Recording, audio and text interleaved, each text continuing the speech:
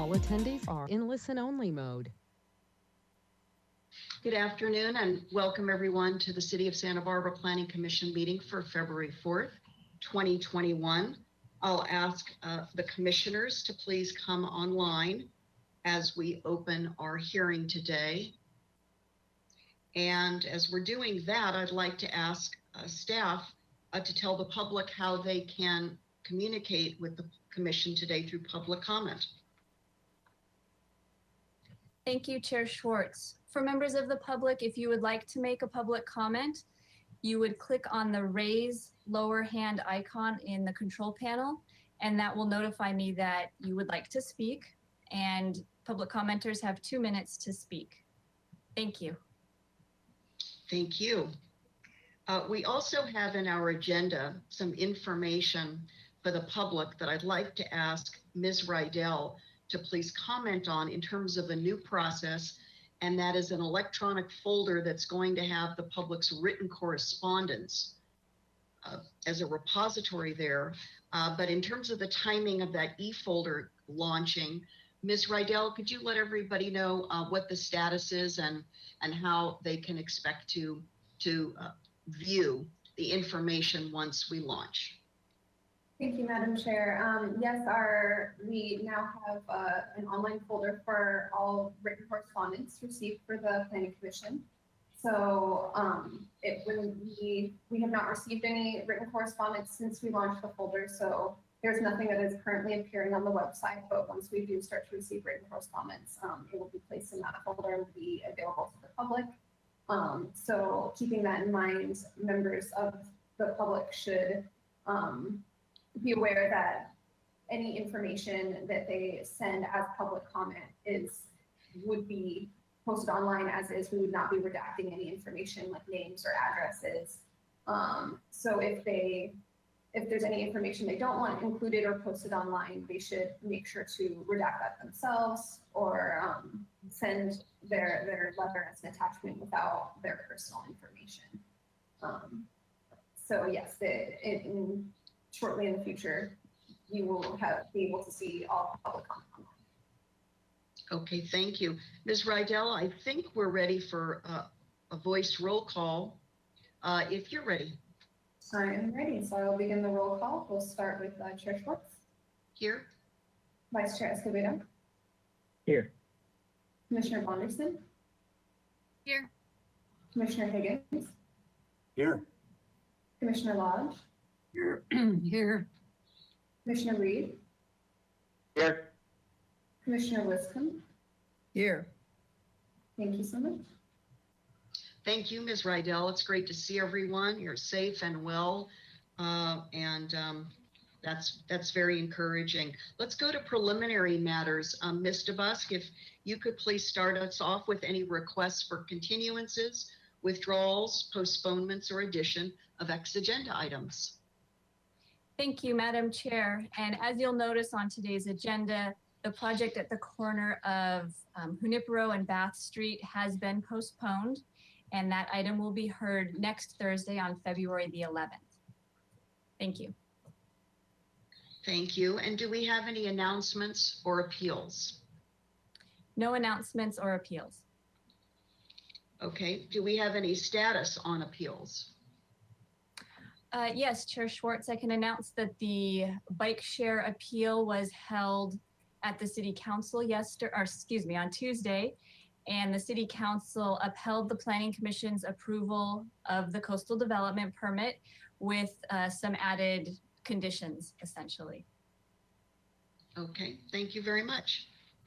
So next we're going to go to review, consideration, and action on the following draft Planning Commission minutes and resolutions. So please, all commissioners come online. And these are the Planning Commission meeting minutes for January 14th. So let's take a moment. I know that Vice Chair Escobedo sent in some revisions. We have those. Did anyone else send in any revisions that I and Vice Chair Escobedo may not be aware of that would be helpful to know of, or that you would like to identify today? Okay, seeing none. Would someone like to make a motion to approve with the revisions that Vice Chair Escobedo emailed into staff? Madam Chair, I don't believe we've seen those revisions. Were they sent to all the commissioners? I haven't seen those either. Yeah. Okay, why don't we do this? Let me do something here. I have a printout. Would you like to go over them, Vice Chair Escobedo, or would you like me to, because I did print out the email? Madam Chair, I don't have them in front of me, so if you could go through them, I'd appreciate it. Okay, so here we have, they're not lengthy, but I'll just go over them. So under future policy proposals, Vice Chair Escobedo asked to add on the bullet that says believes 80% is, and this is his own, this is your comments, correct, Vice Chair Escobedo? So these are exclusively under his comments. Believes 80% is too low for a target AMI, and then he added for our city's density bonus program. Next bullet, where there's some changes, agrees that income levels should be different for ownership versus rental, but would like to see the same density bonus approach applied to both to compensate for inclusionary housing requirements. And then we go down to the last bullet, suggests hiring a consultant to look into the feasibility of a residential vacancy tax. We need to avoid having empty residential units, semicolon, other communities have done it, period. And then he adds, this is an opportunity to create a revenue source for missing middle housing. So those are his edits under his own comments, and he didn't request any changes elsewhere in the meeting minutes. Chair Schwartz, I'll move to approve those minutes. Okay, very good. Do we have a second on that? I'll second it. Okay. Okay, so we have Reed and I think Bonderson's hand was up. We'll go with Bonderson. And any discussion on that motion? None? Okay, it looks like Ms. Rydell, we're ready for a voice vote. Thank you, Madam Chair. I'll begin the roll call vote. We'll start with Commissioner Bonderson. Yes. Vice Chair Escobedo. Yes. Commissioner Lodge.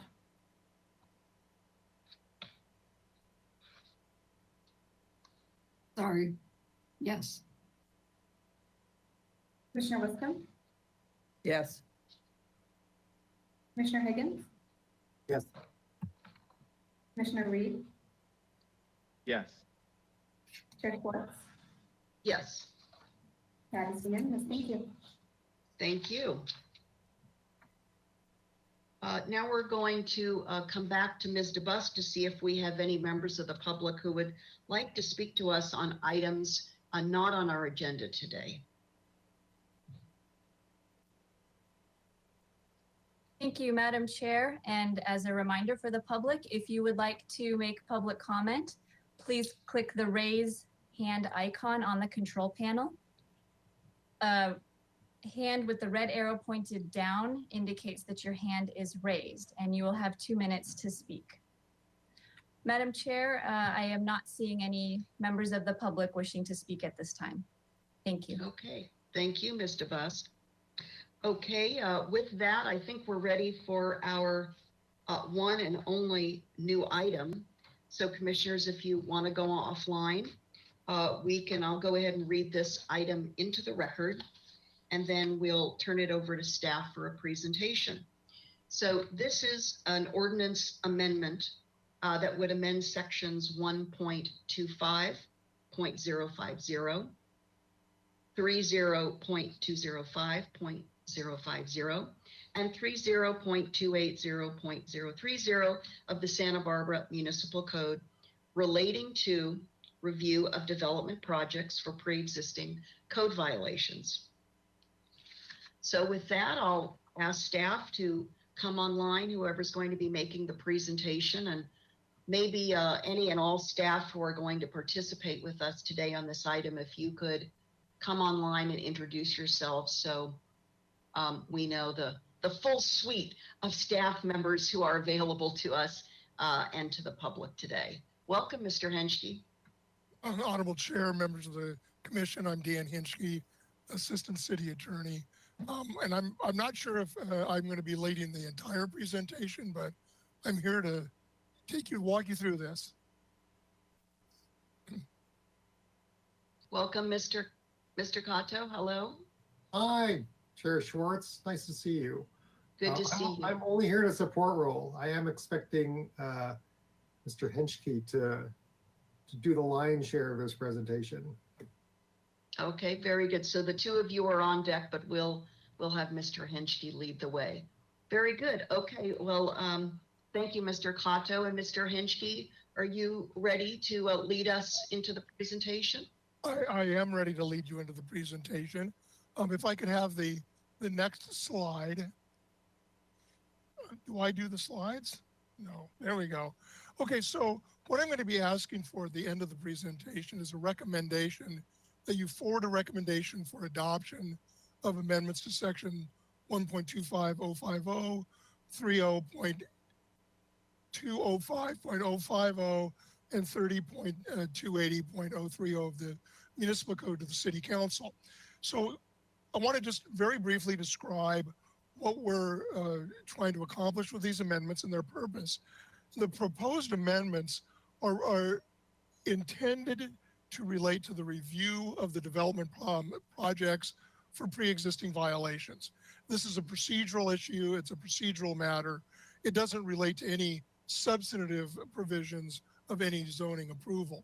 The proposed amendments are intended to streamline the development review process while assuring that pre-existing code violations are eliminated as appropriate through the review of the and development of the project. The amendments contain specific amendments to the sections that I referenced to, first of all, with regard to section 1.25.050, clarify the correction of existing violations can be required as a condition of permit issuance, but an existing violation is not a basis for refusing to accept a development application.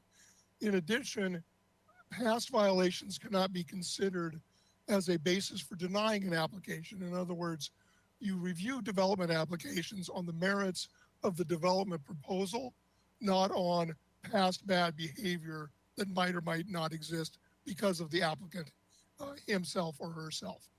The next section is an amendment to section 30.205.050 that will allow an application to be deemed complete and started through the process as long as the existing violations are identified on the application and the method of correction is identified and the correction is either done before the project is approved or it will be corrected as a condition of development approval.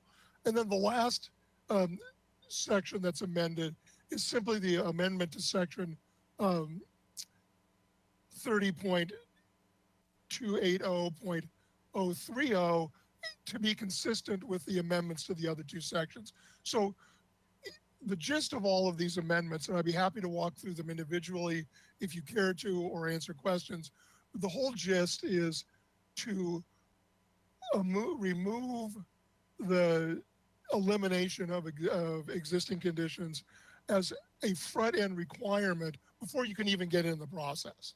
And the intent is consistent with the efforts of the Community Development Department and this commission and the City Council to streamline the process. These amendments are brought forth in that spirit. Be happy to answer any questions. Be happy to go through the specific changes if you so desire, but that concludes the staff presentation. Mr. Hinchke, I see that this is slide 11. So do we back up? Excuse me, commissioners, just one moment if you could hang tight. Mr. Hinchke, this is slide 11. Do you have prior slides that perhaps identify, but in accordance with these 3 sections, the specific amendment recommendations staff is proposing? Chair Schwartz, I think I can answer that. I don't know why it says slide 11. There were only 2 slides in the presentation, but we do have the ordinance language itself that we can refer to if you have specific questions. Okay. All right. Well, with that, before we go to questions, but keep your webcams on, commissioners. Mr. Henschke, if you could just go offline for a moment. We're going to go to staff to see if we have any members of the public who would like to comment on this item today. And then we'll begin with commissioner questions. Mr. Busk, is there anyone who would like to speak on this item? Thank you, Chair Schwartz. Yes, we do have one person who has raised their hand.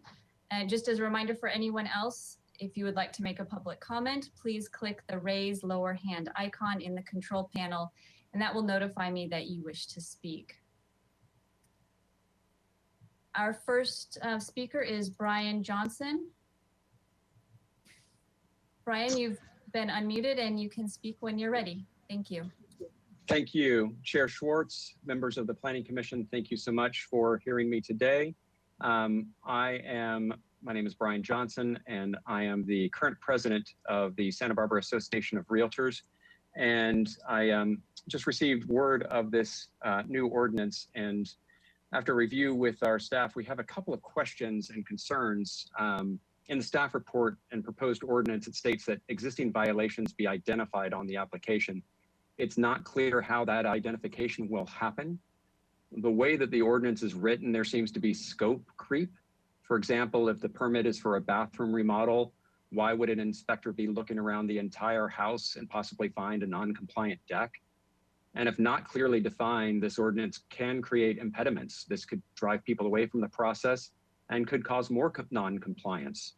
And my final concern is that this is potentially an end run to try and bring back the zoning information reports that we were successful in removing, as they were such an impediment to the sales of existing homes in our city. So with that, I appreciate your time. Thank you. Thank you, Mr. Johnson.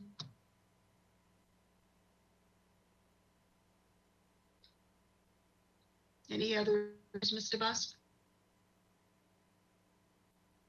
Madam Chair, there is no other public comment. I would ask Ms. Rydell if we've received any written correspondence for this item. Thank you, Ms. DeBusk, and to the chair and the rest of the commission. We did not receive any written correspondence for this item, so we'll turn it back over to you. Thank you, Ms. Rydell. Okay, now we'll bring it back to the commission to start questions. And so I think Commissioner Higgins came online first. Henschke, welcome back. And we'll have Mr. Cato available also, if need be. Go ahead, please, Commissioner Higgins. So thank you, Madam Chair. I may have quite a few questions, but a couple preliminary ones for Mr. Cato. As the strikeout language that is in our staff report that represents, where we find the changes, that's language that's in Title 30 now, or are we transitioning from 28 to 30 back to a revision to 30? You understand my question? I think so. Let me answer it like this. So we have Title 28 that's still effective in the coastal zone. We have Title 30 that's effective inland, and the ENZO, the new zoning ordinance changes to the coastal zone won't become effective until we submit those to the Coastal Commission and get them incorporated into our local coastal program. So these are for the inland area, right? These are changes. Although Section 125 covers the whole city, right? But the items in Title 30 are the inland zoning ordinance, and so it's language that currently exists in Title 30, which is proposed to be changed slightly. So the language that removes the impediment to be being deemed complete, that's removing that's an impediment in Title 30, quote That's unquote correct. impediment. Okay, but that impediment language, my words, didn't ever exist in Title 28, correct? Correct. Okay, so my broader question is, I understand what this is attempting to do, but my big question is, what is this trying to fix? And I'll ask that by way of an even broader question. It was introduced in the staff report as a part of a permit streamlining effort, but weren't those efforts, permit streamlining, those are kind of stemming from the Cosmos report or some other bigger picture permit streamlining programs that I want to say were kind of initiated prior to Title 30? Commissioner Higgins, Chair Schwartz, I wouldn't say that. I mean, there's a lot of moving parts, right? This is a result of the Novak study, I think is the one that you're thinking of, right? Yeah.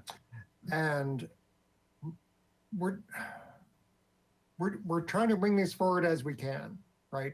They've been sort of prioritized in order of what can be done quickly and have an effect or not, right? So this is one of the first ones that come forward under Novak for an actual ordinance amendment, and so it's more to me it's more clarifying language in the ordinance. So it certainly clarifies and puts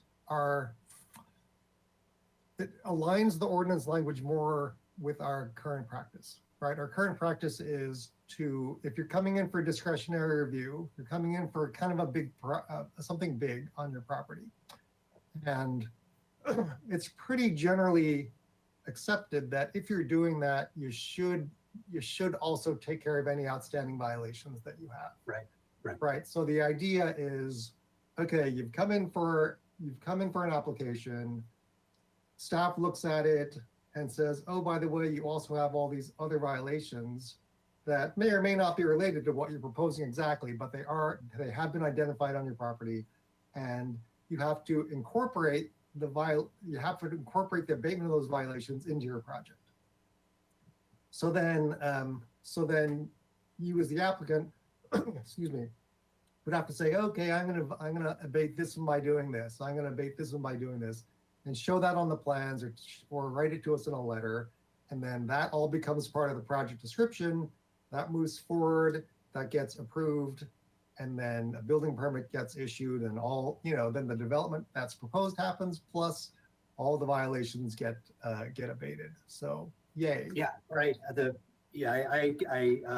think that is the practice, and in practicality, really, I think the right word is should not be making project approvals when there's a glaring violation that would seem in some ways inconsistent with the right thing to do. But I think what I'm confused on is what I thought this effort, and I remember hearing about it several years ago, that it was specifically to carve out an opportunity for applicants to in fact get an unrelated permit approved, unrelated from a zoning violation. And when I read the staff report, section 2, third sentence on page 1, it says, this is the setup for why we're doing what we're doing. Further judicial decisions precluding, delaying, or refusing to issue a building permit due to the existence of unrelated zoning violation. So I take that to mean there's court cases that have come down as to an applicant seeking a building permit, a local agency denying it because there's an unrelated thing happening. And in a narrow case, you know, you might have an applicant that really, really needs a building permit to abate a hazardous, unsafe situation. They may not have the financing available to abate everything. So court has come down and says, well, you know, some is better than none here. And I thought that's what we were doing with this ordinance, but it doesn't appear that it's that broad. So my other question to you, you said this is one of the early, it's not Cosmon, it's the other report. Novak. No, one of the early Novak sort of implementation. Is there anything beyond that as it relates to this issue Well, that's coming to us, or is this it? Commissioner Higgins, let me respond by saying there's two tracks. One's the discretionary review track, and one's the ministerial or building permit only track. And what I've been describing to you, and what the bulk of this ordinance is the discretionary review track, right? So if you're coming in, so like I said before, if you're coming in for a discretionary review, then you should bring your abate your violations. But if you're only coming in for a building permit, right, ministerial, it's a smaller project and less scrutiny. And in those cases, there has been state law court cases that have said that we're not allowed to require the abatement of an unrelated violation. For example, if you're doing a kitchen remodel and you've illegally put in a swimming pool that we discovered a couple of years ago, we can't say, oh, you can't do this kitchen remodel until you or unless you incorporate the swimming pool into this permit, because they're unrelated. So if it's a building permit only, we are restricted from what we can make a person do to incorporate unrelated violations, right? To abate unrelated violations. If you did an illegal kitchen remodel and you're doing an addition to your kitchen, then yes, we can. That's related, and so that can be those abatement of those enforcement types of things would be okay in a building permit. But if it was a swimming pool or you built a detached garage without a permit, and you're doing a kitchen remodel, that's not allowed to be. We're not allowed to bring that in because it's unrelated.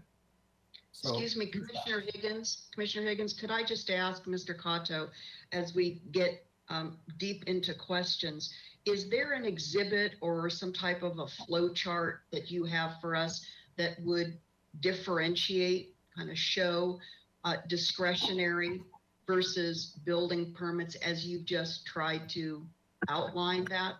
Mr. Cotto, I think that's important both for the commission and the public. Anything that you could share with us along those lines? no, I'm sorry, I don't. But basically, Okay. But to simplify it, if you're in for discretionary, you have to abate your violations.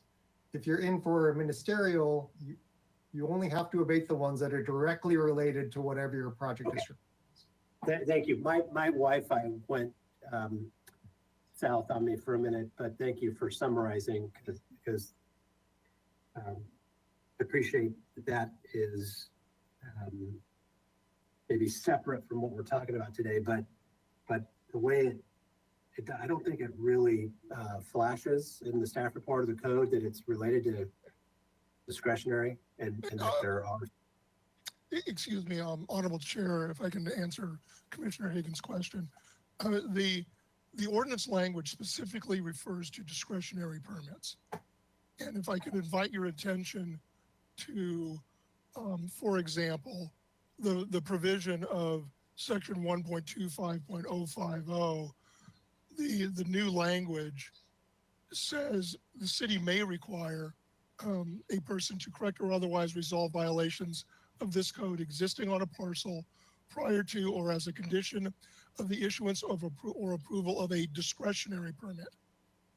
And Excuse me, Mr. Henschke, could we have Mr. Bolton please put up on the screen the specific page from Exhibit A in our packet, the draft ordinance amendment language that you're referring to? That way we can all Sure. follow along. Thank you. Absolutely. So Okay, I see that. Thank you. And let me back up for a second because, and I'll just press on this issue with you all, I guess. The matter of distinction between ministerial and discretionary is here in this code, but my frame of reference is and experience is in other jurisdictions as a practitioner where you have findings for approval on a land use permit or a discretionary permit, and those findings specifically state that the project and the parcel, the project, if approved, you know, et cetera, will meet the standards in the zoning code, and the parcel also is squeaky clean. But we don't have those findings in our, I don't see that we have those specific findings in our code, Title 28 or 30. I could be wrong, but CDPs talk about findings for the project. The project is consistent with the coastal zoning ordinance. It doesn't say anything about the parcel. And I think I kind of read the same way with CUPs and development plans. It says the project or the development is consistent with the zoning code, et cetera. That doesn't necessarily, in my mind, extend to the whole parcel. And again, I want to make it clear. I would like you guys to make it clear what's the difference in a discretionary versus ministerial process here, because it's the same effect. We are potentially hamstringing somebody that wants to do something on their property in a way that's compliant with the codes, and we're bringing them in to, you know, give them have them apply for a permit, and yet we have a different protocol for building permits versus discretionary. So tell me about why we care whether or not it's discretionary. Okay, let me, if I may answer that question, Chair Schwartz. The difference between a ministerial and discretionary project is whether essentially you can deny a project based upon some kind of judgmental considerations, such as its scale is wrong, it's incompatible with the neighborhood, it's incompatible with a design standard. You know, the kinds of things that you are used to dealing with day in, day out when you review development projects, those are all discretionary. The types of permits that are ministerial are those where you do a checklist, you find out if it complies with the requirements of the code. If it does, you approve it. If it doesn't, you deny it. And you don't have, there's really no exercise of judgment. Building permits have been considered by the courts and by statute, CEQA, for example, as ministerial. There are other kinds of permits that get issued, but the most common one in the development process is anything that relates to the issuance of a permit to build. A grading permit is another example, generally, of a ministerial project, ministerial permit. So the entire intent of this was to honor the limitation, which is if you're on a ministerial permit, you can't include abatement of an unrelated zoning condition. And so, for example, if you're, let's assume, just for the sake of argument, that you could build an outbuilding on your parcel by just getting a building permit. You didn't have to go to through any kind of discretionary process. Then the fact that you had an illegal kitchen conversion would not allow the city to deny the building permit for that accessory building in the backyard. And there's nothing in this ordinance that would trigger that. That answers also the question of the concern that was raised by the public speaker, who was concerned that it would extend to building permits. It does not. There is nothing in this ordinance that would require a person who only gets a building permit to correct a violation that is unrelated to the portion of the building that they're working on. Those kinds of abatements are already contained in the building code, and we're not touching anything related to the building code. We're only trying to address things that go through some kind of discretionary review, either a hearing officer review or planning commission or some other discretionary review. That's all we're talking about. Does a kitchen remodel that adds square footage, is that a discretionary permit? I don't know the answer to that. I'd have to defer to Danny. Chair Schwartz, Okay. it just depends on where it is. If it's on a house on the coastal bluff and it's facing the ocean, it could need a CDP. It could just need design review. It could be ministerial. It just depends on exactly, case by case. If it requires design review, does that make it discretionary? Yes. And if I could also answer that, the ability to, when you condition the project, you have the ability to determine that a elimination of an existing violation is not appropriate. However, I would point out that all existing violations of the code are by definition a violation of the code. And they're by definition something that should and could be abated. It depends upon the process by which you do it. And so the whole idea is to, as discretionary approvals get done, because it's discretionary, you have the ability to not apply for it. But if you're going to apply for it and it's discretionary, we have the ability to then use the enforcement mechanism in the code to eliminate the violation. And our other option is to take the person to court on a violation of the ordinance. Okay, I appreciate all of that, and I apologize for taking up so much time here, and I'm going to get out of the way. I may have a couple other questions, though, Madam Chair, but I'll let somebody else jump in. Thank you both. Commissioner Higgins, don't hurry. These are amendments to our municipal code. So please, this is our one item today. Please take the time you feel you need to get all your questions answered. I don't have all of them at the tip of my tongue yet, Madam Chair, but I may have some more. Okay. Let's see. I don't want to go out of sequence. Was it you, Commissioner Reed, who was next, or Commissioner Bonderson? Commissioner Reed, okay. Would you like to go next then, Commissioner Reed? Are you comfortable doing that? Sure. Yeah, thank you, Chair Schwartz. Yeah, I completely missed the discretionary aspect of this ordinance, so that clears that up.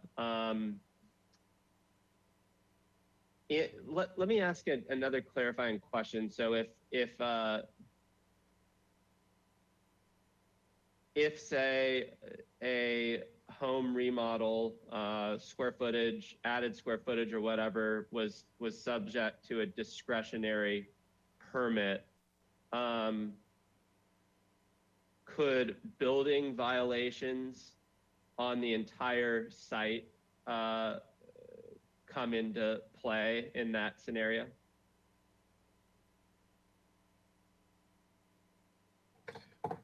Commissioner Schwartz, Chair Schwartz, Commissioner Reed, yes. What I was trying to say before is if there are violations on the property, whatever they are, related to the proposal or unrelated to the proposal, if it comes in for discretionary review, that all has to be abated as part of the project, not before the project, but kind of the abatement of those violations have to be incorporated into the project description. Whereas if it's a building permit, that only has to happen if they're related. And Honorable Chair, may I add an additional comment? Thank you. I think it's important to make sure that we understand that what we're talking about is actual violations such as an unpermitted use or a use that was done without any permits whatsoever or is otherwise illegal. We're not talking about a use that has become unlawful because of like for example, a code change. For example, a building, if a building, part of a building was built under a prior code and that it was fully code compliant and you're now building in another part of the building code itself tells you when you have to bring the other portion of the building up to code. We're not addressing that particular problem in this ordinance. We're simply trying to deal with a code violation that exists on the property that is properly abatable under the municipal code otherwise. Okay. Let me throw out an example so I can better understand this. So let's say somebody has a commercial property and that commercial property has 10 different private commercial units, and a new tenant wants to come into one of those units and wants to do tenant improvements, triggers discretionary design review. Would that then you would then look at all violations in all 10 units and require compliance wherever violations are found? Am I understanding that correctly? Chair Schwartz, Commissioner Reed, I suppose that's possible, but that's not our practice because that particular tenant doesn't have control over anybody else, right? Any of the other tenant spaces. So we as a general rule, I can't think of a time we've ever held one tenant hostage for all, violations that may or may not exist in all the other tenant spaces. So, I suppose this language might allow it, but that's not what we've ever done.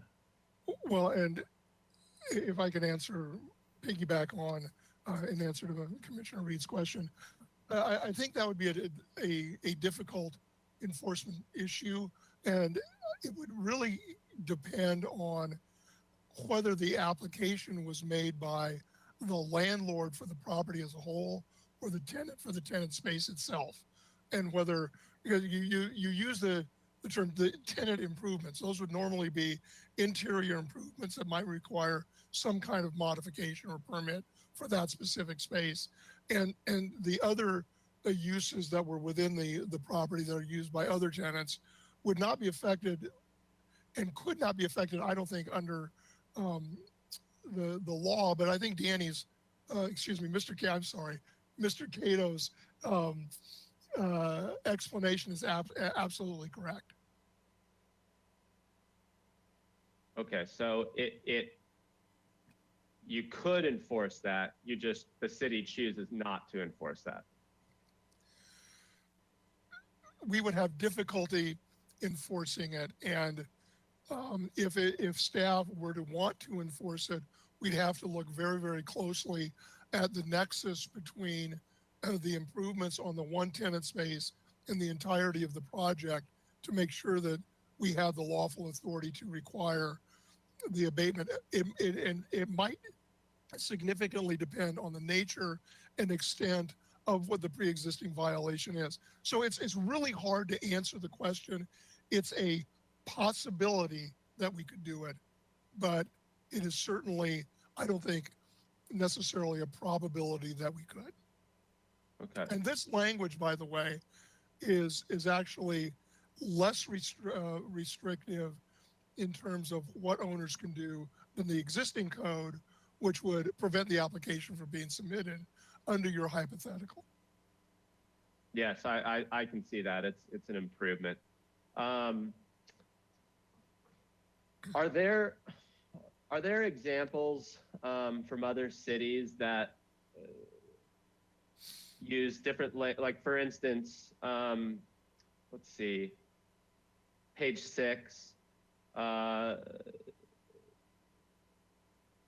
the report, it's under the draft ordinance, top of the page here, the added language says if unpermitted or unauthorized site development uses or structures exist on the site.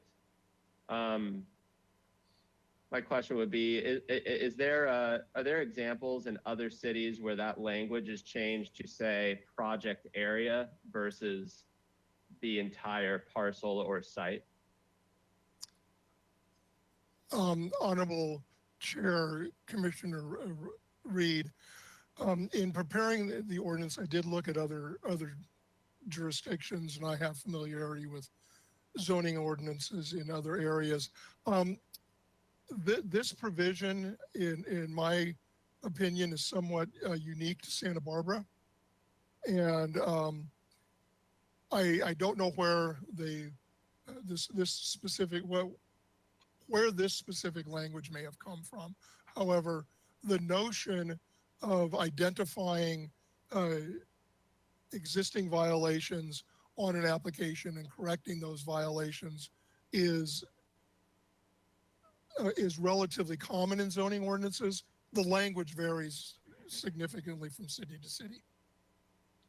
Okay, so there most likely are other cities from your research that maybe limit it to a specific project area versus an entire property or site. They may.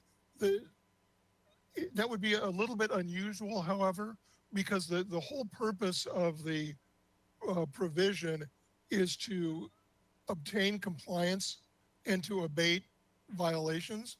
And so if you were to allow a new development within an area of a property that has an illegal use somewhere else on the property, you're basically turning your eye away from that other illegal use, or when you discover that other illegal use, using some other method for abatement of that use, which would include a code enforcement action, potentially criminal violation, or civil abatement process.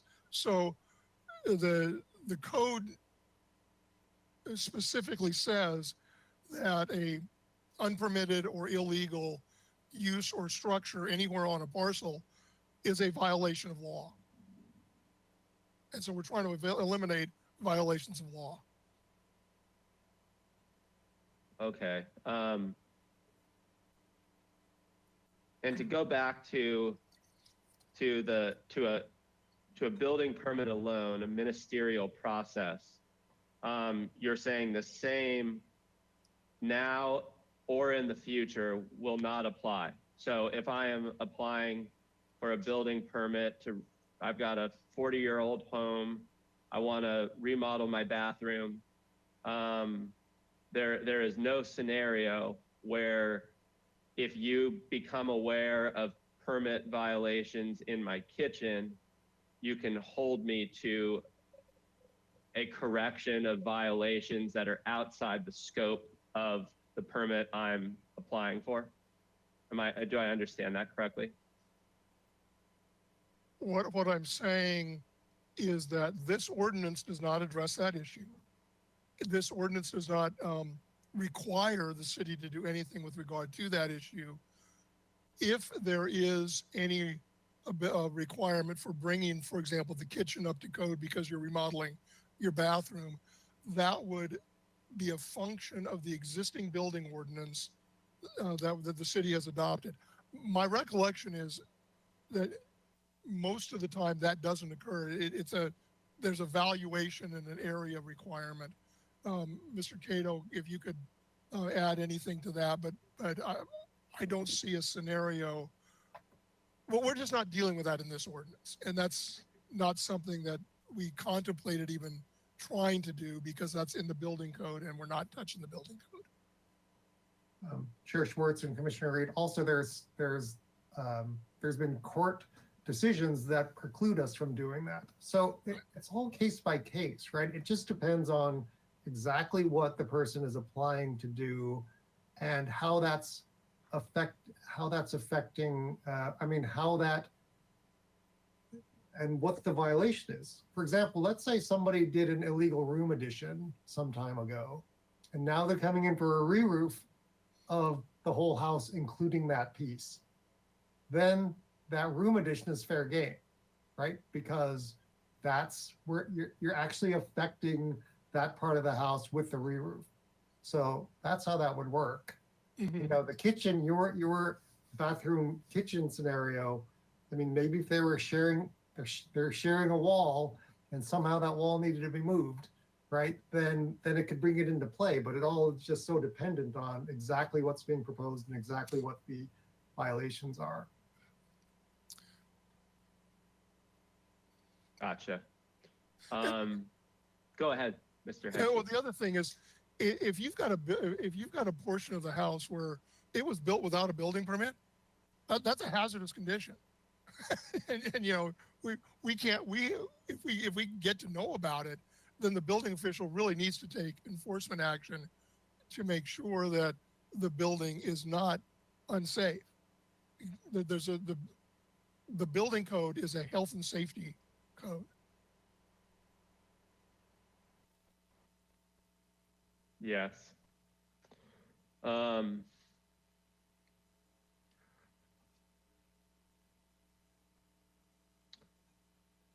this, since we have this up, the end of this paragraph, it says a requirement for correction of the violations will be included as a condition of approval unless the violations are corrected before approval is given. Are the specific requirements for correction of violation at, say, staff's discretion? I'm not really, I'd love more clarity on what those requirements could entail for a correction of violation. Because it sounds like it could be noted and the applicant needs to correct these sometime in the future. Does that go on in perpetuity? Is that at staff's discretion to put a time limit on it, followed by fines? What does that look like? Honorable Chair, Commissioner Reed, it looks like any other condition that you would impose on a development project. And so is it at staff's discretion? It's only at staff's discretion if the staff is the decision maker on the project. If it is within the discretion of another review board, staff hearing officer, the commission, it is whatever the commission or the hearing officer or ultimate decision maker decides. So the idea was, you know, if they correct all, you know, the violations, if they correct the violations before it comes to the hearing, great. That's wonderful, and we don't have to do anything. If the violations are not corrected, you impose a condition of approval, very similar to what you do on any condition. You know, prior to this, you will do that, and then we record, as you know, we record our conditions of development projects for discretionary approvals, and so it would be required within a particular time period set by the decision maker. So it's not purely a staff discretion. Okay. And you spoke a little bit about this already, Mr. Henschke. Same paragraph here. Just going to the language that says, towards the middle, the nature and extent of each unpermitted or unauthorized site development use or structure and proposed correction for each must be stated on the application. How extensive would that be? So would the applicant be required to provide a set of plans for the proposed correction, which would be reviewed, engineering work, etc.? What's involved in that? Chair Schwartz, Commissioner Reed, as a practical matter, here's how it would go. Someone comes in for an application, they apply for whatever it is. We do a plan check. We find that there's some illegal work somehow, some violation, zoning or building.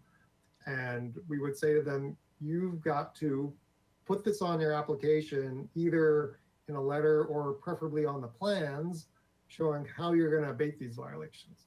So let's say it's a little illegal room addition, right? The plans would say, you know, legalize this addition, right? And then there'd be a note on the plans for all these violations that have to be taken care of, and that goes through the process, that gets approved, so that becomes part of the project description, and then eventually they come in for a building permit, still showing all those things, and then they go and build it. And then they have to take care of it as part of that building permit. And maybe your question is, what happens if they don't do it, right? What's the enforcement mechanism if they say, yeah, through the discretionary review process, they're all like, yeah, we'll take care of it. And then when it comes down to it, they don't do it, right? We can hold up the final building permit. We can start other enforcement actions as well. So usually what happens is, I mean, I've never heard of that particular thing happening in my time here. Usually they've agreed to do it, they're going to do it, and it happens, right? They take care of it as part of the building permit. They legalize whatever needs to be legalized. They remove what needs to be removed. They move stuff out of setbacks, and it's all in good faith. I've never seen someone like say that they're going to take care of violations in a discretionary hearing and then try not to do it later. But we could take them to court, like Mr. Henschke said, there's criminal or civil court. We could issue fines. We could not allow them to occupy that portion of the building that they really wanted, right? We could hold up the certificate of occupancy or the final building permit sign off. Okay. Because they haven't completed their building permit by doing all the things they said they would do. And thank you, Mr. Cato. And Commissioner Reed, if you have the ordinance, but there's a specific provision in 1.250.050 that basically makes a violation of the conditions of approval a violation of the municipal code. And we're making some very technical amendments to that section, but it's in the document that is before you, and that's subsection C of section 1.25.050. So if it's a violation of a condition, it's a violation of the code, and we can enforce it, as Mr. Cato said. Yeah, I see that. Okay. I thank you. I need to think through a couple things. And that's all my questions for now, Chair Schwartz. Thank you. Well, there certainly is a lot to think through and to talk through. Commissioner Bonderson, would you like to go next with questions of staff? Thank you so much, Chair Schwartz. I have several questions, and many things that the commissioners before me have brought up have answered some of the questions, but created new ones. So please forgive me if I'm a little bit, I have everything written down, so I want to make sure I don't miss anything. My first question is, with regard to the discussion you had with Commissioner Higgins about the difference between ministerial and discretionary projects, why are we restricting this kind of application to only discretionary review? And before you answer that question, let me specifically go into detail on the idea that you already answered this question, but I would like to go into detail on the idea that some abatement requirements are considered unrelated. And the example that Mr. Cato you used was, for example, if you're going in to look at something like a remodel, a kitchen remodel, for example, I think is what you used, and you see that there is an unpermitted pool or a second unit or something of such a grand caliber, why would you look away? We wouldn't look away. And let me answer that, because it really has to do with what is the tool that you're using to enforce the code violation. So what the courts have said is, you don't have to look away. You just can't make it a condition.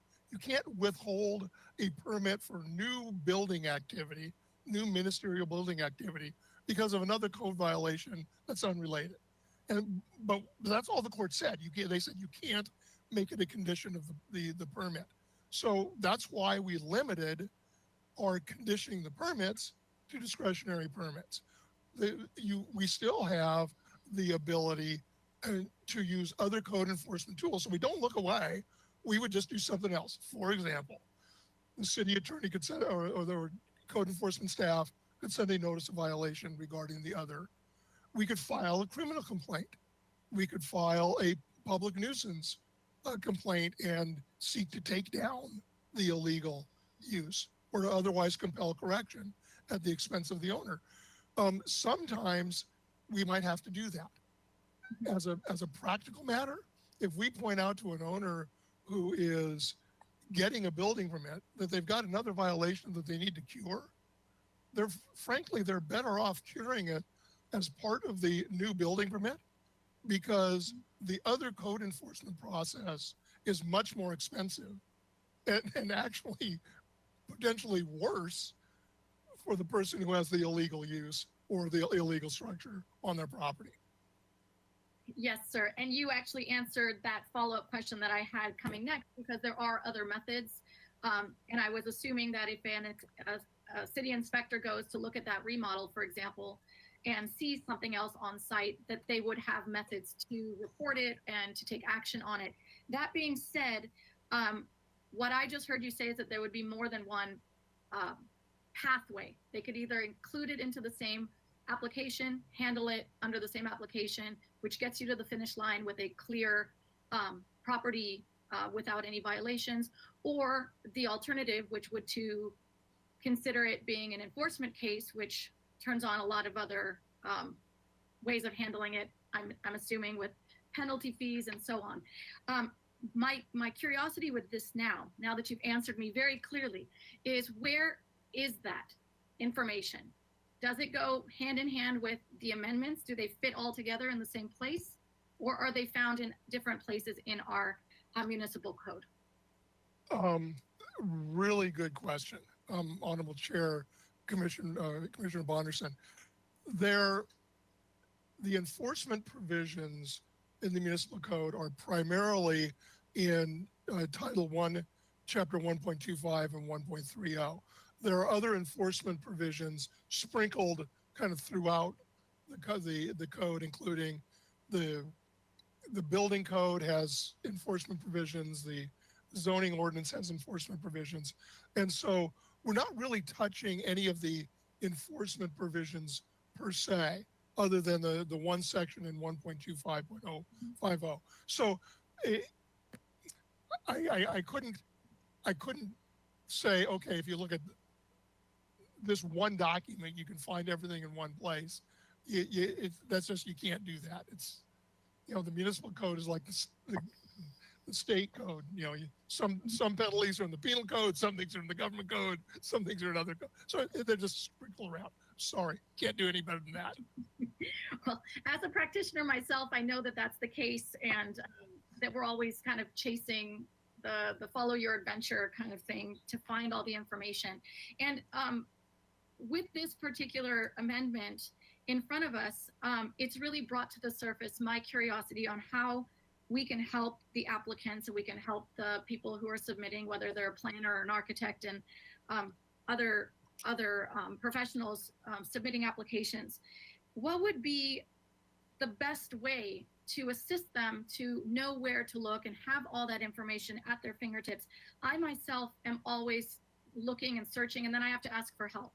Is there a better method to help link all the materials, perhaps in this amendment, and list those locations for us?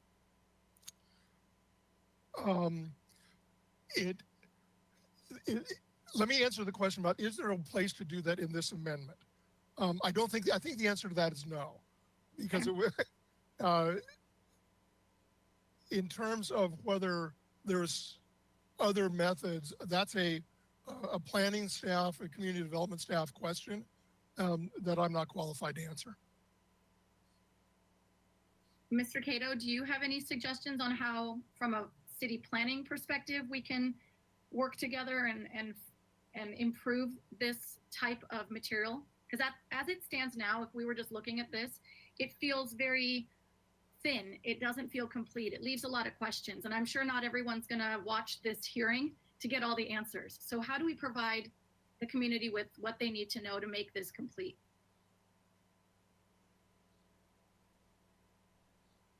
Chair Schwartz, Commissioner Martinson, I get the feeling that you're kind of asking about all enforcement procedures, right? Like, are you asking us to somehow get the information out to the city about how we do what our enforcement procedures are? Yes, you are not wrong. I would like to just add to clarify for you, this document here that we're looking at today, it fits into a bigger discussion, enforcement as a whole. How do we provide that enforcement, like the code enforcement program, as a complete issue so that people can understand and really recognize their responsibility as a homeowner, what is acceptable, what is not, and how they need to abate it? That's a good question, and I don't have a good answer, right? There's all kinds of things we could do on our website or provide put out some written materials, but really, God, how do I say this? People don't care unless it affects them, right? I mean, the only people who care about enforcement are people who are being enforced upon, or people who have problems with, somebody else and wants to have some enforcement done, right? And so when we send out a notice of violation, we put in all kinds of information that will be helpful to the property owner or the tenant about what their issue is and what code sections they're violating and what their remedies are. We do all that, on a personal basis when I'm sending it to a specific property owner, right, or tenant. To have all that stuff kind of out and about for people to, curious people to know about, I mean, I guess that's possible. It wouldn't be a priority of mine because I'd rather spend the time giving the information to the people who need it, the people who are being enforced upon. So, I'm not saying it can't be done. I'm just saying I'm not sure that's been identified as a high priority for the planning division. I understand your personal perspective on it. I'll probably be coming back to this later on. So let's put a pin in that one. I wanted to return to some of the things that you have said up until now. Mr. Henske, I heard you say that it would be difficult to enforce pre-existing violations. And I'm curious to know if you or your office or the planning team has consulted with other jurisdictions to see how they do it and find more efficient, effective ways that would allow us to have a more encompassing language as well as a method or mechanism to hold owners with violations accountable. Honorable Chair, Commissioner Bonderson, the code, I am familiar with how other agencies enforce their zoning and building laws. The enforcement mechanisms that cities have are uniform throughout the state, and they're basically civil nuisance abatement. Every violation of the zoning ordinance is a public nuisance, and you can abate it as such. Criminal violations and the misdemeanor penalties, administrative penalties, administrative fines, which are And and Santa Barbara has all of those methods. And then the other is the use of its power to withhold approval of development projects, to regulate development, and to condition a development project on the elimination of a pre-existing violation. And so what the courts have said is, with regard to ministerial permits, our ability to use the condition the development tool is limited. We have to use the other ones. And I've already described those other ones, I think in sufficient detail. What I think I was trying to say with regard to the enforcement had to do with a specific fact scenario where there were multiple tenants within a particular building. I thought that was where I was saying it might be difficult for us to penalize tenant A when the violation is actually tenant G's violation and several doors down in the same building. That becomes a very difficult issue, even on a discretionary project, because you tend to review the interior modifications on a tenant improvement differently than a total remodel of the entire building. And so I think it was a very nuanced answer to that particular question. Thank you for clarifying that. And that actually answers the direction I was going with that question. So I appreciate you clarifying a bit. I would like to ask Mr. Bolton, if you don't mind, I'm going to have a couple questions that are in the Exhibit A. The first one may not require a page, but the next one will. I wanted to ask, generally speaking, where in this document, in the 1.25.050, does it explicitly state that this applies only to discretionary projects and that ministerial projects are exempt or they're not treated the same way? We talked about quite a bit with the previous commissioners, but I wasn't able to identify it in writing. Okay, so the particular issue that we're talking about conditioning approval is in subdivision E of that section. And if you'll go to the fourth line down where it starts condition of issuance or approval of a discretionary. And so we added, it's the right there. That's the trigger. That's the trigger. Yep. And we are to understand that in that moment, the trigger now applies to everything from that moment forward. Is that correct? From a legal standpoint, if we were trying to explain this to someone, that that verbiage that you just identified that's on the screen is the trigger that therefore assists us in understanding that everything further applies only to discretionary, not to ministerial. With regard to use of the conditions of approval, yes. And if I could answer a little bit further, if you'll note the stricken language that's in that section, what that section does is it basically says that if there's any violation that has been there on the property or either existing or in the past, you can take that into consideration in your approval of the project. And so basically what you're potentially doing is punishing a person for previous bad acts. And you can't do that in a development review application. You have to evaluate the development on the merits of the development, not upon whether the person had pre-existing code violations that may not be cured.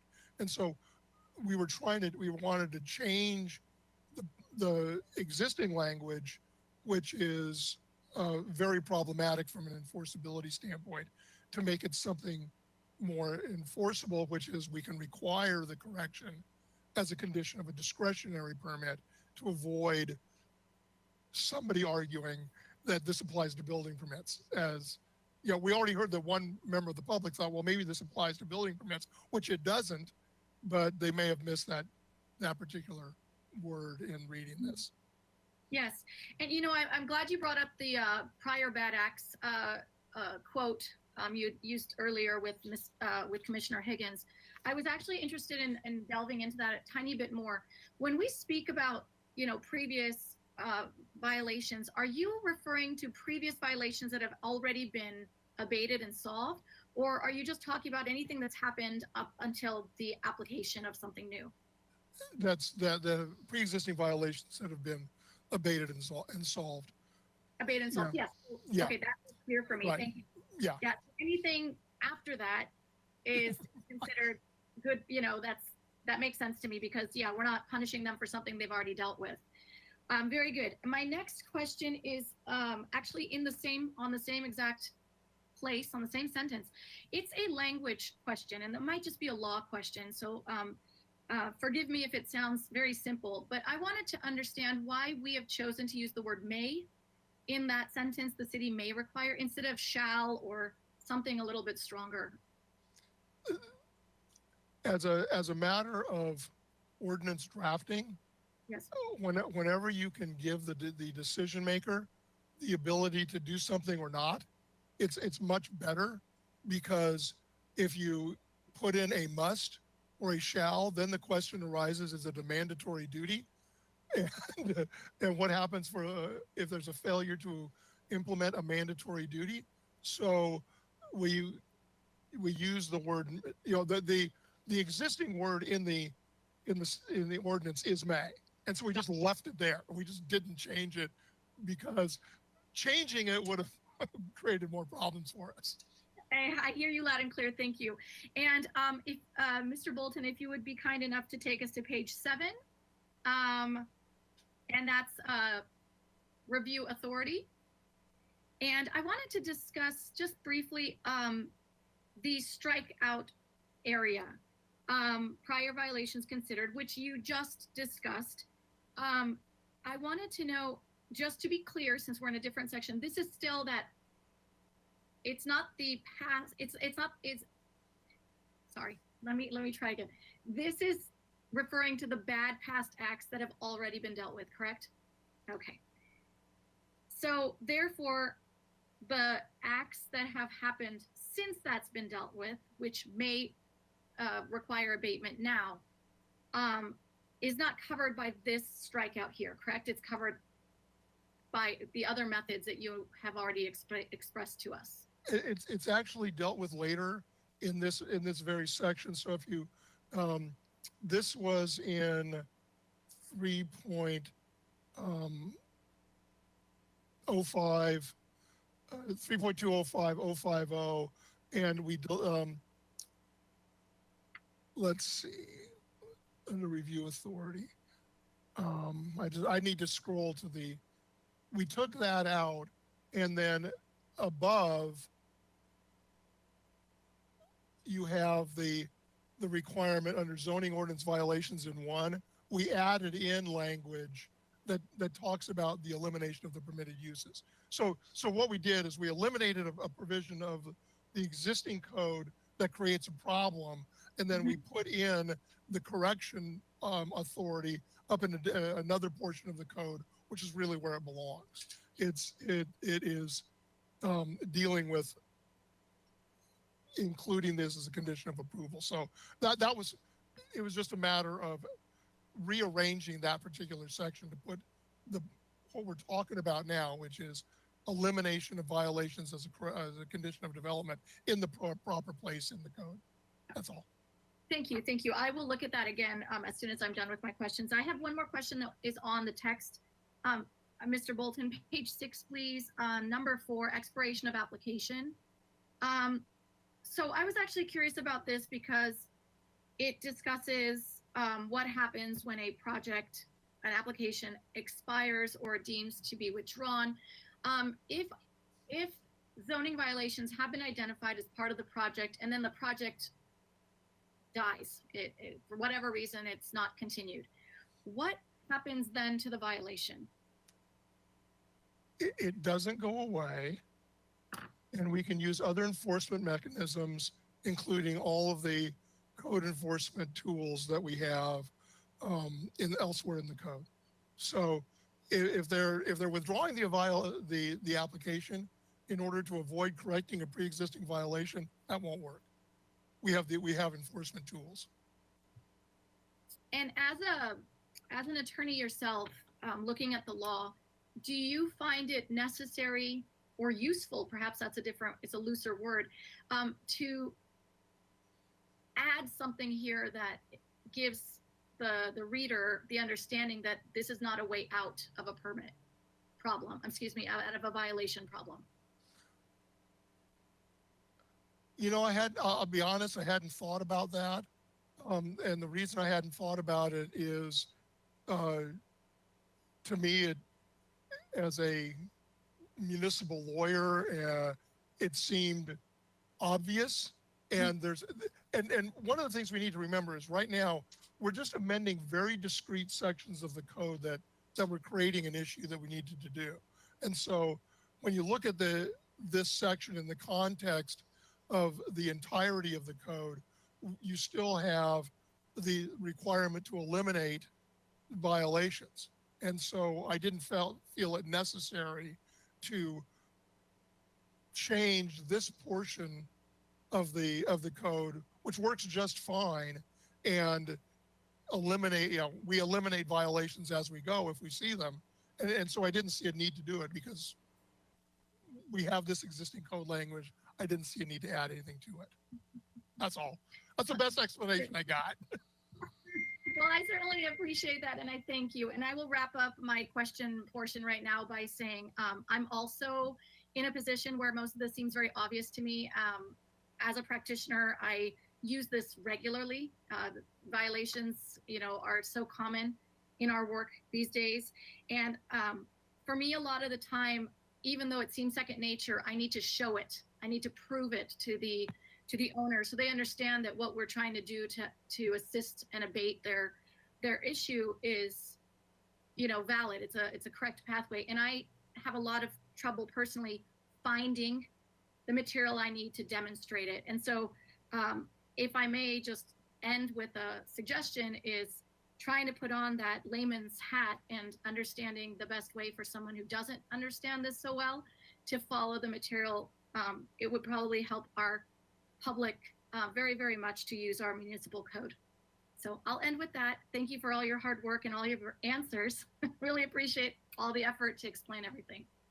Thank you. Madam Chair, I've completed my questions. Thank you, Commissioner Bonderson. Commissioner Wiscombe, please, questions of staff?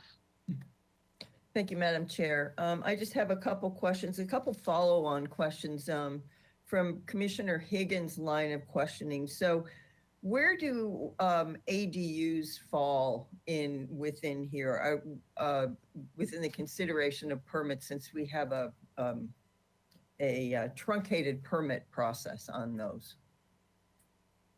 Do they fall in the discretionary category still? Commissioner Wiscombe, Chair Schwartz, sorry, again, it depends on the exact nature of what's being proposed. Generally, ADUs, accessory dwelling units, would be ministerial and subject to building permits only, but let's say they want to build an ADU on top of a garage as a second story, and it violates, let's say, the solar access ordinance, right? ADUs don't get a free pass on every single ordinance requirement in the city. They get special consideration of certain zoning requirements, and if they don't fall within, if you fall within this envelope, then you're good. But if you go outside the envelope, then you might need a modification, or you might need design review. So sorry, and again, it might need a coastal development permit if it's a brand new detached structure. You've seen where there've been a lot of those recently. So sorry, there's no one answer to that. But if it is discretionary, then it would be subject to all these rules that we were talking about. If it's ministerial, then we're limited from an enforcement tool standpoint in what we could ask for as far as including abatement of violations in that building permit. Okay, so what you're saying is that it's the discretion of staff to determine if it's discretionary or ministerial. If there's a solar impact, then you would classify it as a discretionary permit. Well, I wouldn't say it quite that way, Commissioner Wiscombe. The zoning ordinance tells us what's allowed, right? And if it's, or what, Right. if it's for zoning, if you meet all the requirements of the code, then you don't need a modification, right? If you don't meet them, then you do need a modification. It becomes discretionary. Staff doesn't get to choose whether it is or isn't. It just Okay. or isn't. And then from a design review standpoint, you either meet the triggers to require a design review or you don't. And Okay, so it's not up to staff, it's up to the ordinances that are written. Right. Right. And discretion, if I may, Commissioner Wiscombe, the distinction between discretionary and ministerial is actually a legal determination. And the courts have told us what it means to be discretionary and what it means to be ministerial. And we work closely with community development if there is a question as to whether or not a particular activity is discretionary or ministerial. So, but Mr. Cato's answer is generally correct. It really does depend on whether or not there's a permit that requires the exercise of judgment in the issuance of that permit as to whether or not it's ministerial or discretionary. okay, thank you for that answer. That answers that question perfectly. Okay, and then to follow up with Commissioner Reed's hypothetical commercial building with 10 tenants, okay? Let's say that it was divided in half and 5 of the tenants used one entrance and 5 used another. And they were doing, okay, hypothetically, an ADA upgrade to the exterior for one half of the units. Would you then consider it a violation of the ordinance because the other side was not ADA compliant? That's a very, very specific hypothetical. That's a very specific hypothetical, Commissioner Wiscombe, and I have a very general answer. It has nothing to do with this ordinance before you. That question as to whether or not ADA, what level of ADA compliance would be required for the entirety of the structure is a building code question that's enforced by the building official. It's not a zoning question per se. And so this ordinance doesn't address that particular issue. If, however, in order to do the improvements, a discretionary permit was required, and it was on, for example, build exterior building things, and it was brought forth by the owner of the building, then we would take a good hard look at whether or not we needed to condition that particular permit on correcting ADA violations elsewhere in the building. And That's what I'm asking. Yeah. Yeah, And we would that's take a what good I'm hard asking. look at that. We'd get building involved and get the cast involved. It's but that's the general answer, is that ADA compliance is generally a building code issue. Okay, but if you're, well, okay. Chair I- Schwartz, Commissioner Wiscombe, can I add on a little bit to that? Let's just, because I think Commissioner Wiscombe, you chose ADA and that made it more complicated. And let's That just maybe say I that, shouldn't have chosen ADA. let's Maybe, just say but you that had was the easy way to yeah, go. let's say you had your building, 10 commercial tenants, 2 entrances, 5 tenants use one entrance, 5 tenants use the other entrance, right? And we get an application to revamp the entrance of this side, the left side, Yes. right? And then, but Yes. we know that that tenant tenant G on the other side has some violations, right? The question is, I think your question was, if these guys are coming in for this exterior improvement to the building, Which is Would we which take- is a would we make them a discretionary, which is a discretionary application, discretionary, yes. would we make Yes. tenant G abate their violations, right? I think that's more like That's what my your question. question is. Yeah, and I And- used ADA, but I like your Right. example better. Right, and I think, again, it would depend, right? In this case, I think it would more likely be the building owner who's coming forward with that improvement, because it's to a major part of the building and not just a single tenant space, right? So that would be a factor towards where we might say, well, I mean, it is the building owner has control over the whole building. Maybe we shouldn't make that. Maybe we shouldn't make it. But then maybe he doesn't have control over the tenant space because of the lease, so it really is sort of fact based on exactly what we would do in a case like that. But Okay, so I appreciate that answer, and I think what I'm basically hearing here, listening to the questions in the discussion, is that there's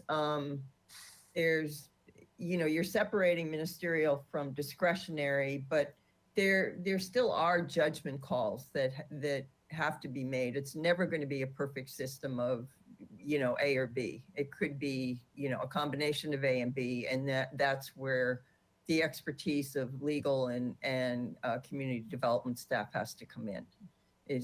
Would you agree with that? And yeah, okay, very good. And then I just want to go. I have one last question, and Mr. Bolton, if you could go to page 7 of 10, and this is in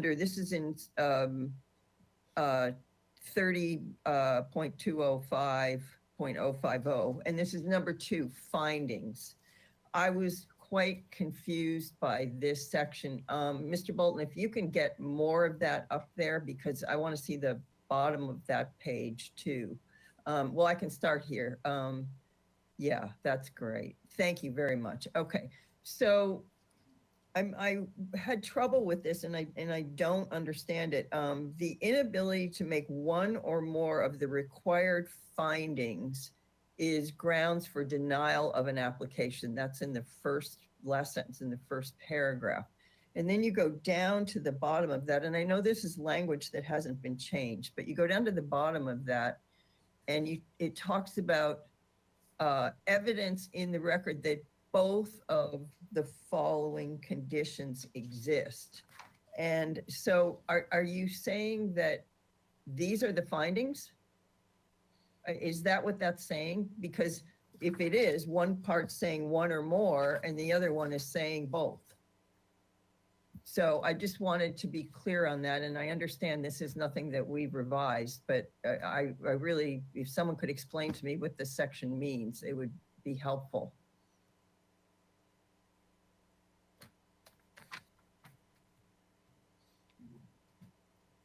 Chair Schwartz and Commissioner Wiscombe, these subsections are related specifically to the denial of an affordable housing project. So they're kind of a separate subsection, and they don't necessarily relate to that comment about if you can't make one finding, then you cannot support the project. Okay, so where, Ms. DeBusk, then are one or more of the required findings, what does that refer to? Is grounds for denial of an application. So one or more, where are those findings? So Commissioner Wiscombe, that's referring to the findings that would be under the specific application type. So for example, a development Okay. plan has 5 Okay, required findings. And what I it's get telling it. you is that you have to make all of them. okay.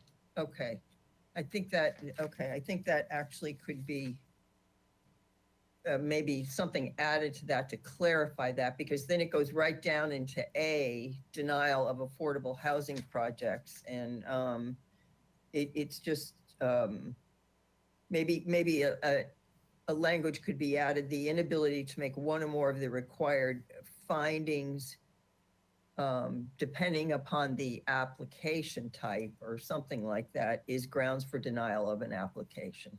Something to that language, so it doesn't look like that is tied to what's below it, which is where I was confused. And, but that clears that up. And thank you very much. That's all the questions I have, Madam Chair. Thank you, Commissioner Wiscombe. Commissioner Higgins, follow-on questions, please. And then I want to also find out if Commissioner Lodge has any questions because I haven't seen her come online yet. Maybe we could pause as a courtesy, Commissioner Lodge. Do you have questions, Commissioner Lodge, for staff? Oh, I don't have questions now. I asked Okay. them earlier. Okay, Thank you. excellent. Okay, very good. We'll come back to Commissioner Higgins. Follow-on question. Two questions. When you developed this ordinance amendment, did you do any outreach to architects or frequent flyers of the process?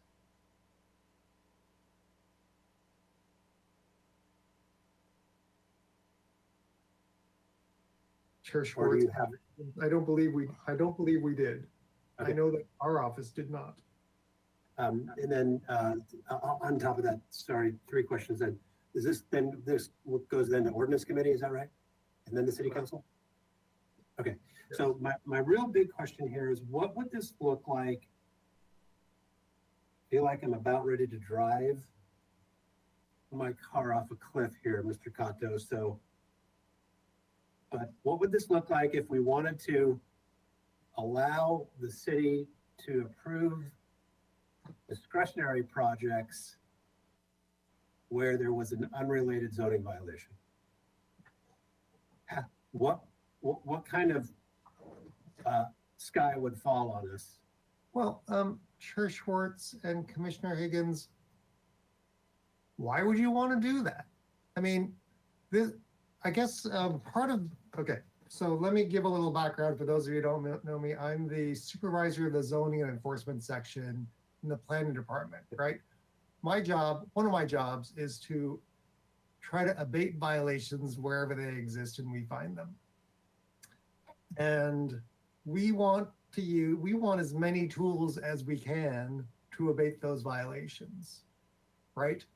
In fact, let me just say that prior to the court decisions, we used to treat discretionary and ministerial projects in the same, and that we would use this same tool to make people take care of violations that were unrelated to their building permit. And then the ruling came down and then we lost that tool out of our tool bag. So, so that answers one of your earlier questions, like why do we treat ministerial and discretionary different in this way? It's because we have to, because there's been court rulings, right? I don't want to, we have to. And so what, I mean, and part of the, I'm gonna say this, part of the enforcement game is leverage, right? What kind of leverage do we have to get you, not you, but a person with violations to abate those violations, right? That's why we have these tools like administrative citations. That's why we have civil lawsuits and criminal lawsuits, which we've started using for enforcement, right? That's all tools and leverage against people to get them to do the right thing, to abate their violations, right? So, so then this is another tool that we can use, right? In some ways it's easier because, hell, you have your violations, you're going through a process, let's just get it all done in the same action, right? The downside, I guess, of taking away this tool is that now we have one less tool to use for enforcement. So I would advocate against that. Now, that being said, there was some, Commissioner Bonderson, I think, asked the question about why do we have the word may in that ordinance language? And that is so that we could, in some instances, do something different, right? We're not forced by our own language to do it every single time. But that's my take on it. Don't take away my tool. I also, if I may add on, Chair Schwartz, Commissioner Higgins, it's very important, I think, to have a provision in your code that, you would have the ability to condition the removal on in any event, but having it in the code and having it as part, what we're trying to do is eliminate it as a requirement that you do before you even get into the review process. So you can do it as part of the review process. That's what we're trying to accomplish. I understand that, yeah. But eliminating the ability creates kind of an issue for the city. Then we have to go a much more expensive route because we can't just ignore the violation. The municipal code says that if you have an illegal use or if you have an unpermitted use, you are violating the code. And we have other code enforcement tools, but remember, when you're giving somebody a discretionary development permit, you're giving them a privilege that they can have only because the city gives it to them. And so to say, look, if you're going to get our approval for a new use that's going to increase the value of your property, because that's why you're doing it, you have to correct pre-existing violations that you did without complying with the law. So if you're going to get a permit, you got to bring the violations up because you did it before, you enhanced the value of your property illegally in violation of the law, and now we're going to require you to fix that if you're going to get something else to enhance the value of your property. Yeah. That's really what we're talking about. So, Madam Chair, I'm gonna answer Mr. Cato's question, and it's gonna turn into a commentary, but you've been forewarned. I don't disagree with anything I just heard. All totally understandable and agreeable. But why would we want to allow that? So here's my background. I do a lot of work in the county. I don't do hardly any work in the city other than my hobby as a planning commissioner. But so I don't pull a lot of permits in the city. But when I was reading the Novak report, and I get kind of occasional calls from architects, practitioners in the city that it's that they're just it's hard to move the permits forward because I've got some unrelated thing here, and it rings true to me the following, that and Mr. Cato, you kind of touched on this a little bit. I don't think you do this intentionally, but leverage turns into, okay, let me back up. For the last 5 or 10 years in my profession, pulling permits and dealing with public agencies at the local level, planning and building, has been kind of similar to dealing with the police. I went to college and had some interactions with the police back then. Okay? I know what it's like to deal with the police. The police don't ask, you don't ask the police questions, they ask you questions. And when I go in and I'm an applicant trying to pull a permit, get something done, and I run into staff that all of a sudden turns into this shakedown or really excruciating evaluation of the rest of the project site, it becomes adversarial and by common sense only that I want to apply for this. And I didn't even know over on the corner of the property there was a violation. It might be a big property, might be a big thing. And it's, I wasn't even looking for that or wanted or thought to disclose it, but I get busted when I apply.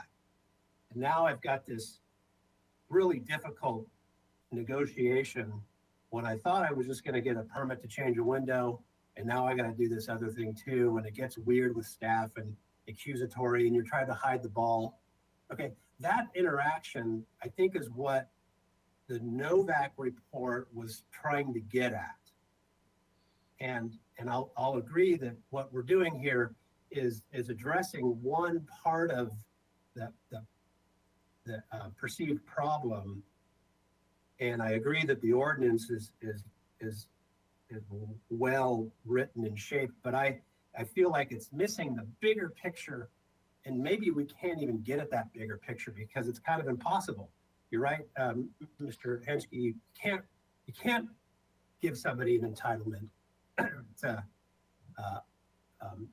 improve their parcel while looking the other way. But the question becomes, in that interaction with staff, when you get blown out of the water, go in one direction, and you have to now go bring in a bunch more scope of work into your permit application that you didn't know existed because it wasn't relevant. That's what I thought we were going to talk about today, and in terms of how to solve that. And this doesn't do that. And I thought the Novak report was supposed to get at that, but you don't have to react to any of that. I feel like I've already incriminated myself, and you don't have to agree with my perspective, but I think that is part of the culture. You know, I want to apply for a permit and get my permit and get on with it, and I don't think staff wants to be put in a position of being a police officer when they're evaluating somebody's window change. So, you know, the Commissioner real rub Higgins, here is, Commissioner Higgins, can I ask you to convert that last point into a question, and then I'm going to go to Commissioner Reed, who I think has some follow-on questions, and then I have questions, and we'll probably take a break. thank you, Madam Chair. You trying to keep me from further burying myself. But the question becomes, how do we do most everything that you want to do in this town, I mean, arguably requires design review. So, you know, I've got a railing that goes down the front of my apartment building, and it just needs to be changed because it's not meeting ADA code, or it's wobbly, and I got to go before HLC or ABR. And now I've opened myself up to the back of the property because the parking is not sufficient or standard. It's just how do we segregate those things that are truly related from those that are truly unrelated, even on a discretionary project?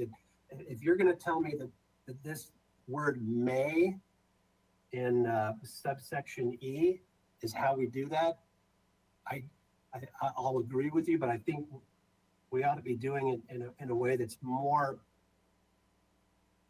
powerful or at least clear. So how could we do, that's my question, Madam Chair. How could we make some of these discretionary projects that don't require compatibility findings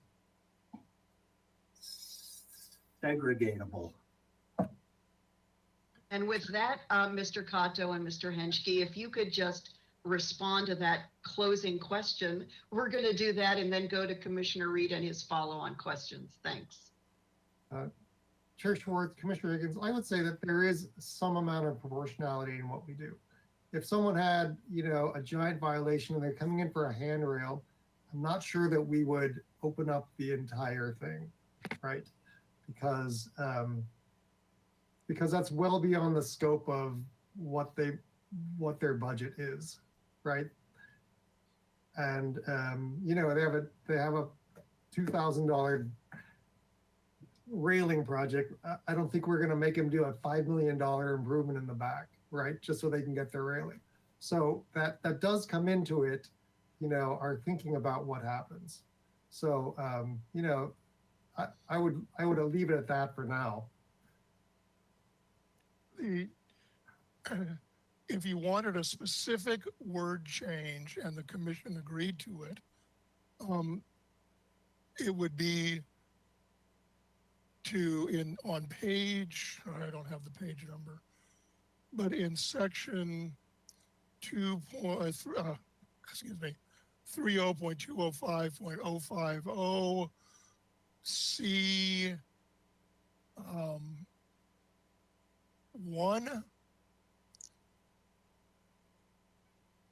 in the last line, second to last line of that paragraph, where it says violations will be included, you simply change will to may, and that addresses, if I were directed by the commission to do what Commissioner Higgins asked, that's how I would accomplish that goal.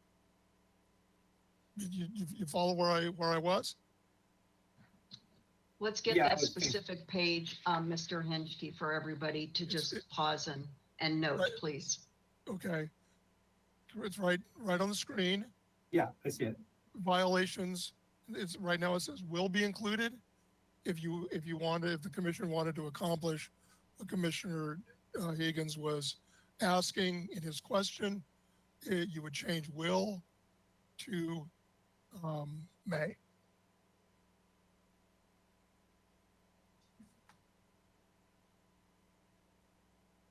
Okay, thank you. Let's go to Commissioner Reed for follow-on questions, please.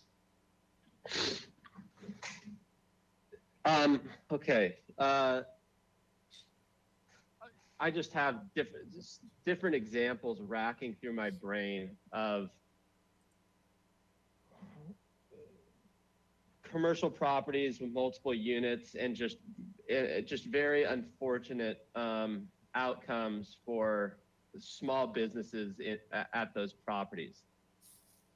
And there was some commentary about lease structures and what's the responsibility of the landlord who presumably can afford to pay for it. It adds value to their building versus the financial responsibility of the tenant. And all the examples I'm thinking of, and it's not appropriate for me to name these properties or these tenants. It became a considerable time delay and a considerable cost increase to the tenant by the nature of these agreements. And from my experience, a tenant can, let's say it's someone taking over a restaurant, can solely be focused on a ministerial permit inside their space, which, as we know, can lead to considerations outside of their space. There are triggers for that. That can then morph into a discretionary review. And we get into the complexities that are kind of site-wide and the nuances of the lease that typically protect the property owner and put those costs back on the tenant. And I suppose in my response to Mr. Cotto, your feeling as to why would we take tools away from you? And I respect the department that you run, but my answer would be in consideration of some of these small businesses that are really, really struggling in some of these unique circumstances. And so I appreciate the suggestion by Mr. Henschke on the language, the change of will to may. I just like your a little bit more feedback. I've already gone into this, but on changing the language from site to project area. And if it is a landlord consideration, a property owner's project, then that if it's proposed or project area, that becomes the site.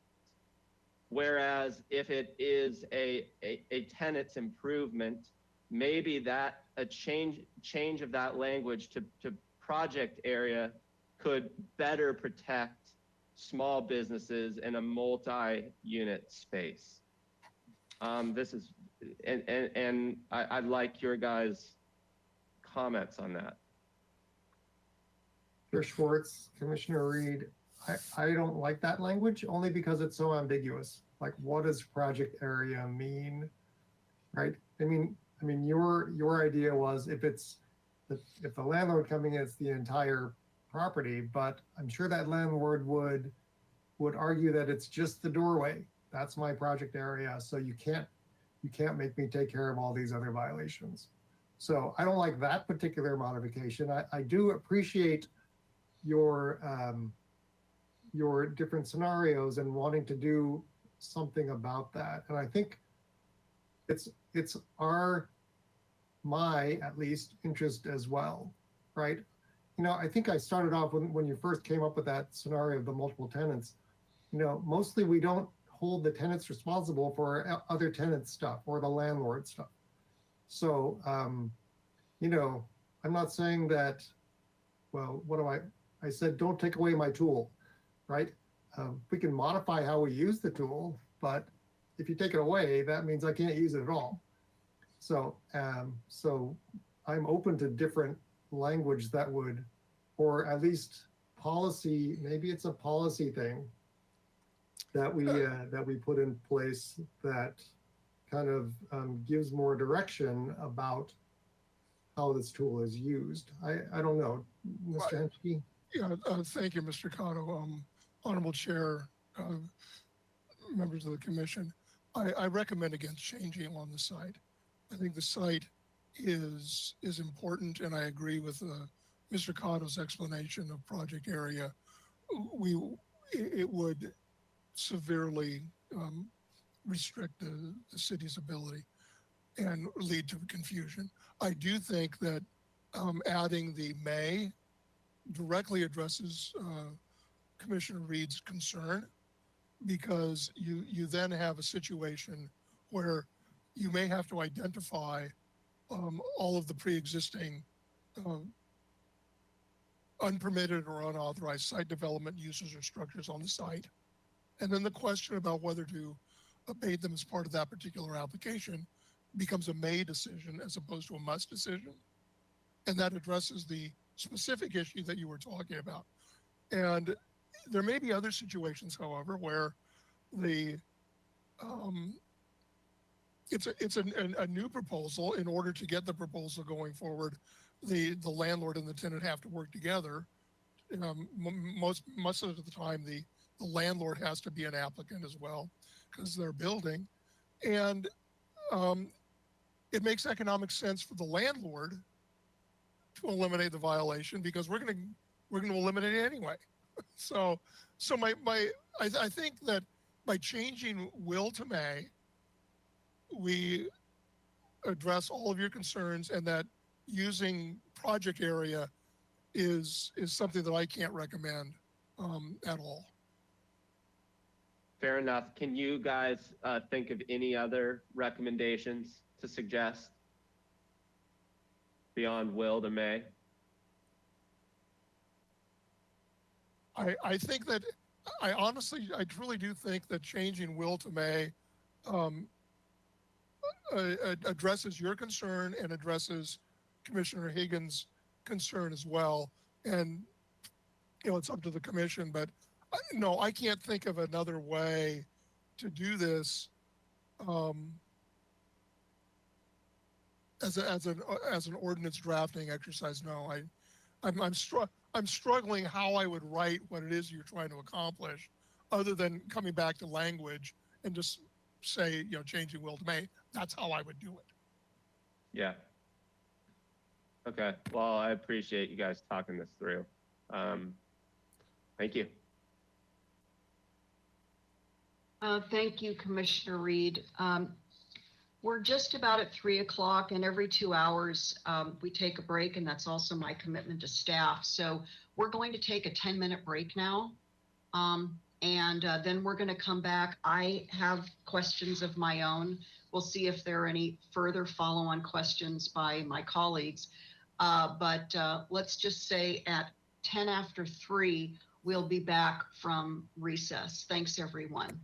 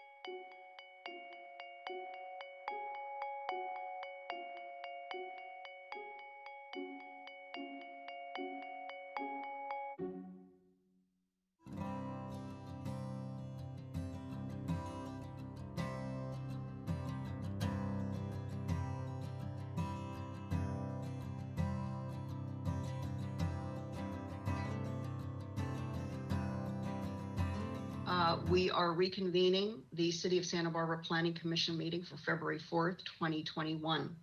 And we're at a point in our hearing where I'm going to ask my questions. And so both Mr. Henschke and Mr. Cotto, let me just wait a moment to see if Mr. Cotto is available. And I also, of course, want to ensure that all the commissioners who are offline, but hopefully they are all back and available as we continue on.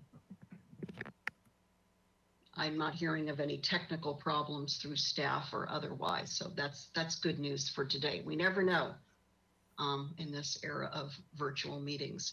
Okay, so with that, I had some preliminary questions, but others have surfaced for me as I listened to my colleagues and heard responses from both of you, Mr. Henschke and Mr.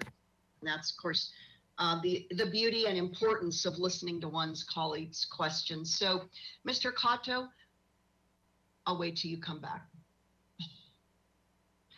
Mr. Cotto, I was wondering, when I try to gauge the impact to the community, ministerial building permits versus discretionary applications relative to municipal code amendment changes, do you have a sense of the numbers that we're talking about? On average, it could be for the last number of years, even last year, ministerial building permits versus discretionary applications.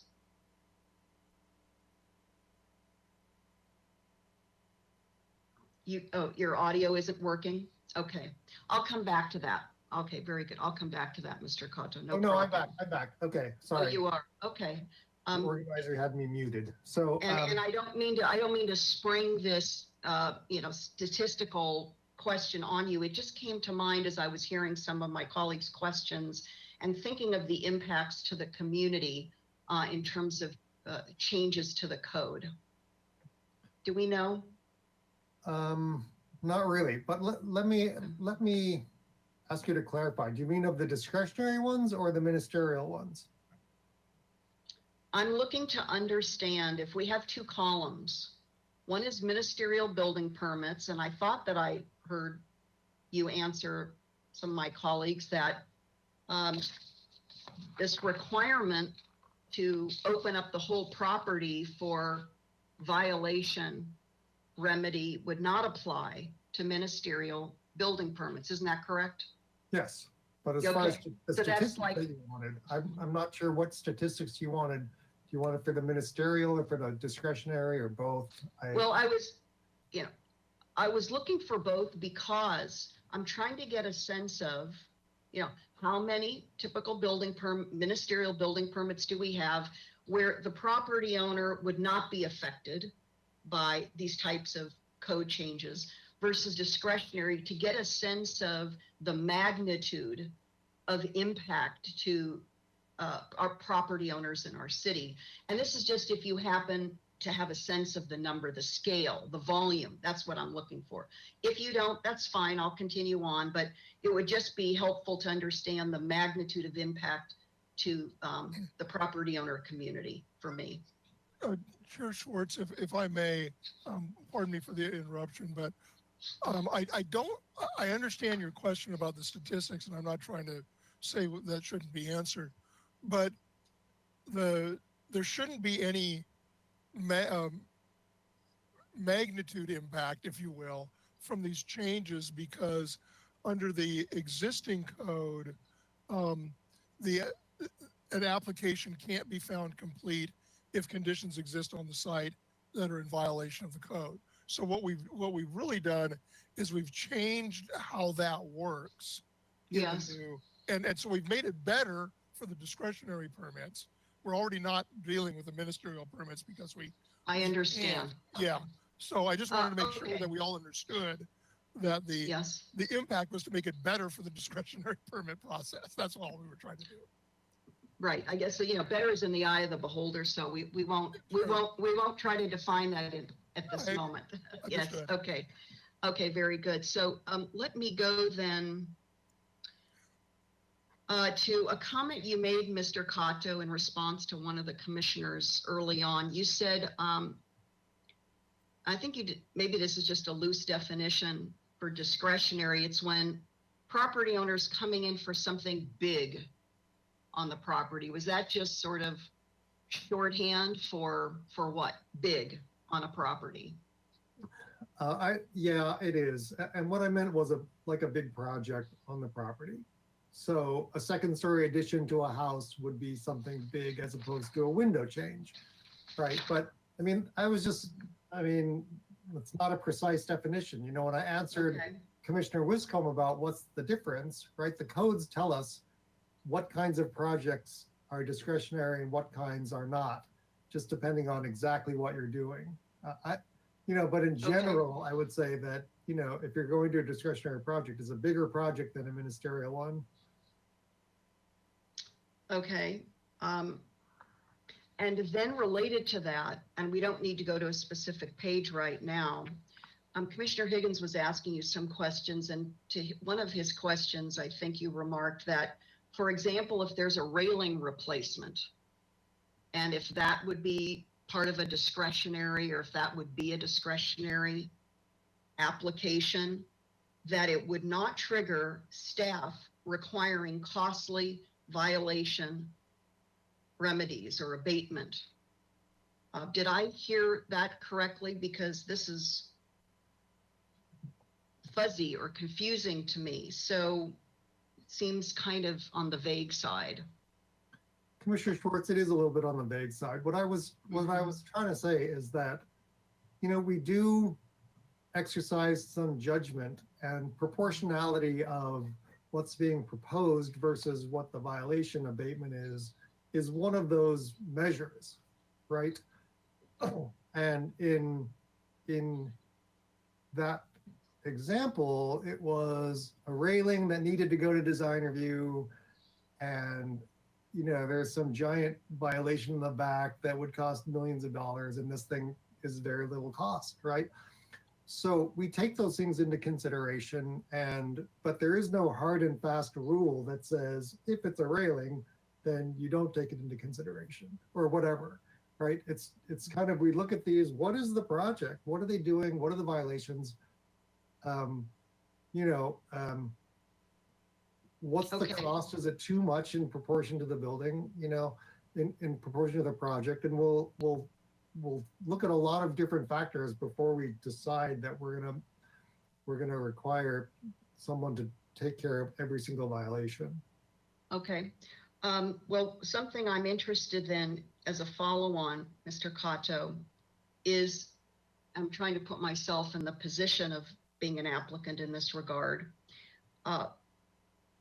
The line between reasonable discretionary and such potential lack of clarity and consistency that we're really off in another land where the unknowns are so great, coming into the process, through the process. And this is what I'm now describing is an ongoing concern, and it's been identified by consultants. We know this. And I'm not seeing a resolution to that issue in this municipal code amendment language. Maybe if you could point it to me, but I still feel that we're plagued by such openness or vagueness to the discretion in a lot of the language, and the lack of maybe other tools, complementary tools, have to be created to further guide or explain to an applicant what they're likely to encounter, or like a decision-making matrix that they will encounter, and that also will obligate staff to use. I'm almost thinking of objective design standards and a checklist. I mean, this is why, a lot of law has gone in this direction, and Mr. Henschke knows that. Do you have any thoughts for me before I kind of go on to my next question? Because this is a theme a theme of concern for me, and you and I go way back, Mr. Cato, along with Ms. Brooke. And so this is kind of a revolving door topic, is this loose world of discretionary decision making. Ms. Brooke, do you have any thoughts for me, please? Sure, Madam Chair, thank you. I appreciate the question, and the reason I turn on my camera is because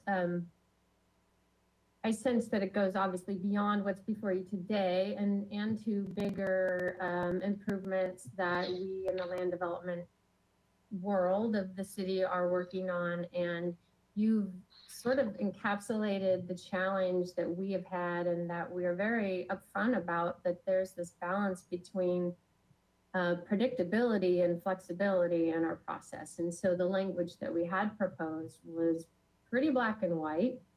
These violations will be addressed as part of the permit or as a condition of approval. That's very black and white. But discretion is called for sometimes. But that introduces gray area. So it's tough for us, it's tough for applicants and for the public to know what to expect. And still give us that flexibility where, as Mr. Cato has said, where we have this proportionality issue that we wrestle with too. So I can appreciate that. This before you today is one very small part of bigger things that we're working on. So I do want to put that into perspective. This obviously isn't solving everything. It's a part of the code that we thought we could amend fairly quickly and address that and get that cleaned up.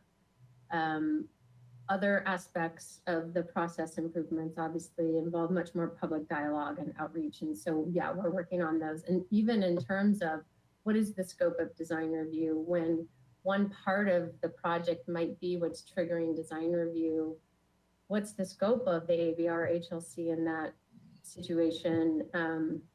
So there's much more to come.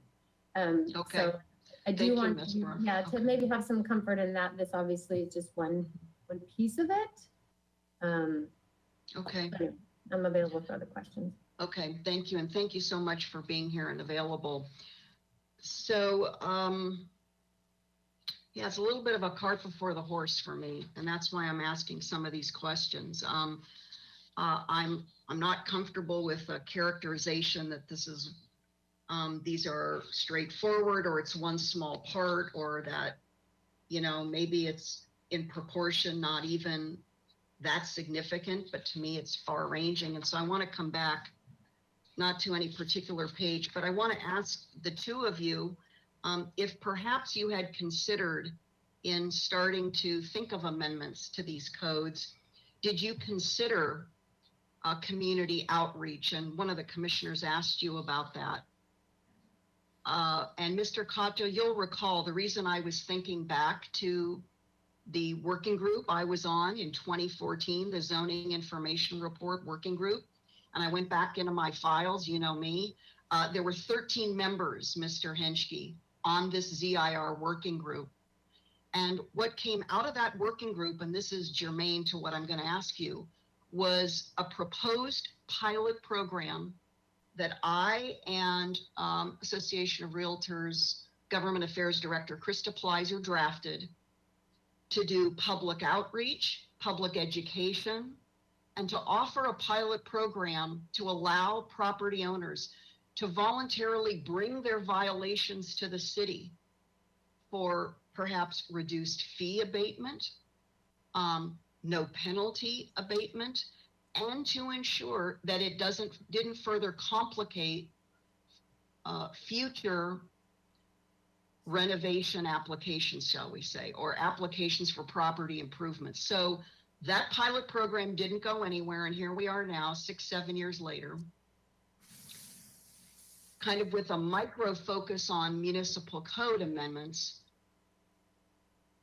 but not looking at the larger community issue, which is that we're not even engaging the community on this. So that's a loaded question for you, but I need to press you on that. Were you only thinking that code changes were going to suffice after all these years of other discussions, working group, community engagement, and yet no community engagement on this today. uh, Chair Schwartz, members of the commission, I'll take a first stab at answering that. The answer is no, we did not think this was the end. I think Ms. Brooke just answered the question about what we were trying to accomplish here, and that was a very targeted fix to very limited sections of the municipal code to eliminate obvious problems that exist in the current code. And the reason I want to say obvious problems is we have the issue in section 1.25 that we've amended out that deals with the consideration of past violations and the non-distinction between ministerial and discretionary. So we wanted to fix that. We wanted to eliminate that problem. The other thing we wanted to do is we wanted to eliminate, and actually Mr. Cotto explained the current process, which actually is in violation of the code. Because the code right now says you cannot deem the application complete unless all of the violations are corrected as part of the project. We wanted to fix that. And yes, so I appreciate that, by the way. And so what we did is we looked at this in a very targeted way. Let's fix the obvious problems. Let's not try to rewrite the code. Let's not try to and you know, somebody had said that this was an end run around ZIR. Absolutely not. That is a false statement and is not correct at all, which is what a false statement is. Anyway, but the change that was recommended by Commissioner Higgins and Commissioner Barrett of the will to may is the kind of change to this ordinance that moves us on the path to where you may be going with some of these other issues. But we did not do this. The city attorney's office did not do an outreach on this because we viewed this as improvements to the code that, quite honestly, we thought were pretty non-controversial in nature and were actually very clarifying because they corrected some existing problems with existing code language. So, long answer to a short question, which was, did we do any outreach? No. Were we trying to avoid future changes? No. Were we trying to address a very targeted issue? Yeah, that was what we were trying to do. Okay. I do understand that. Thank you, Mr. Henschke. I'm following you on that. Part of my puzzlement, in a way, maybe you can help me with this, is on the one hand, I understand the fix, the correction that you're looking to make. At the same time, in the staff report on the first page under discussion, it refers to judicial decisions precluded, delaying, or refusing to issue a building permit, etc. This whole concept of delay also affects, does it not, the expansion, I'll call it expansion or expanding scope of unpermitted conditions, investigation, and remediation on a property. In other words, they come in for one type of, a property owner comes in for one type of a discretionary application. And yes, they can move forward. Okay, well, you could say, well, that isn't that an improvement? Yes, they can move forward. But at the same time, now it's the whole kit and caboodle gets opened, the whole property, the whole site. And I don't know, and I'm not asking you to give me, legal opinion either, but it does say here, judicial decisions precluded delaying. Well, it seems to me that on a particularly scoped application, it does further delay the processing of an application when the entire property is now opened up for unpermitted conditions, investigation, and potential abatement. And could I just share with you, Mr. Henschke and Mr. Cato. I just happened to get a call like in the last 2 weeks from someone looking to buy property in the city. And long story made short, they told me that every single property they have looked at, every single one, and they said they looked at 100, I don't know if that's dramatizing or not, had unpermitted conditions on the property. So here we are in a very old city. Ms. Brooke has heard me reference her statement before, which is that we're upwards of 70% of the city is legal non-conforming as an old city with many, many changes on most properties. So are we really doing the right thing here by lumping it all in, by going back out over the whole property to find every little nook and cranny of an unpermitted condition? And I know there are different types of conditions. Some are more severe for health and safety, public health and safety, and others are more minor. Let me, Chair Schwartz, members of the commission, if I can answer that question. First, the sentence that you're referring to about the judicial decisions and the scope of review relates specifically to building permits. Okay. And so we made we'll it very. Set that aside then. I apologize. We'll set okay. that aside. That's okay, because and then the next question had to do with other kinds of discretionary permits. So what we've done in the ordinance is made it clear ministerial permits don't count, discretionary permits do. And what it's, the other thing that we're not dealing with is we're not dealing with legally existing non-conforming structures uses. I understand. Legally existing non-conforming is not a violation of the code. And Right. so we're not talking about that. And we previously answered the question about what do you do about portions of a structure that weren't built up to code, and that's dealt with in the building code. What we answered was a question about what do you do about a portion of the building that was not built according to code. I mean, in other words, it was illegal. It was an illegal structure. And the problem we have with illegal structures is that they're illegal because they didn't get the appropriate permits, and that's a health and safety violation. That's a health. If we've got a building that has portions that were built without a permit, we don't know if it's a safe building.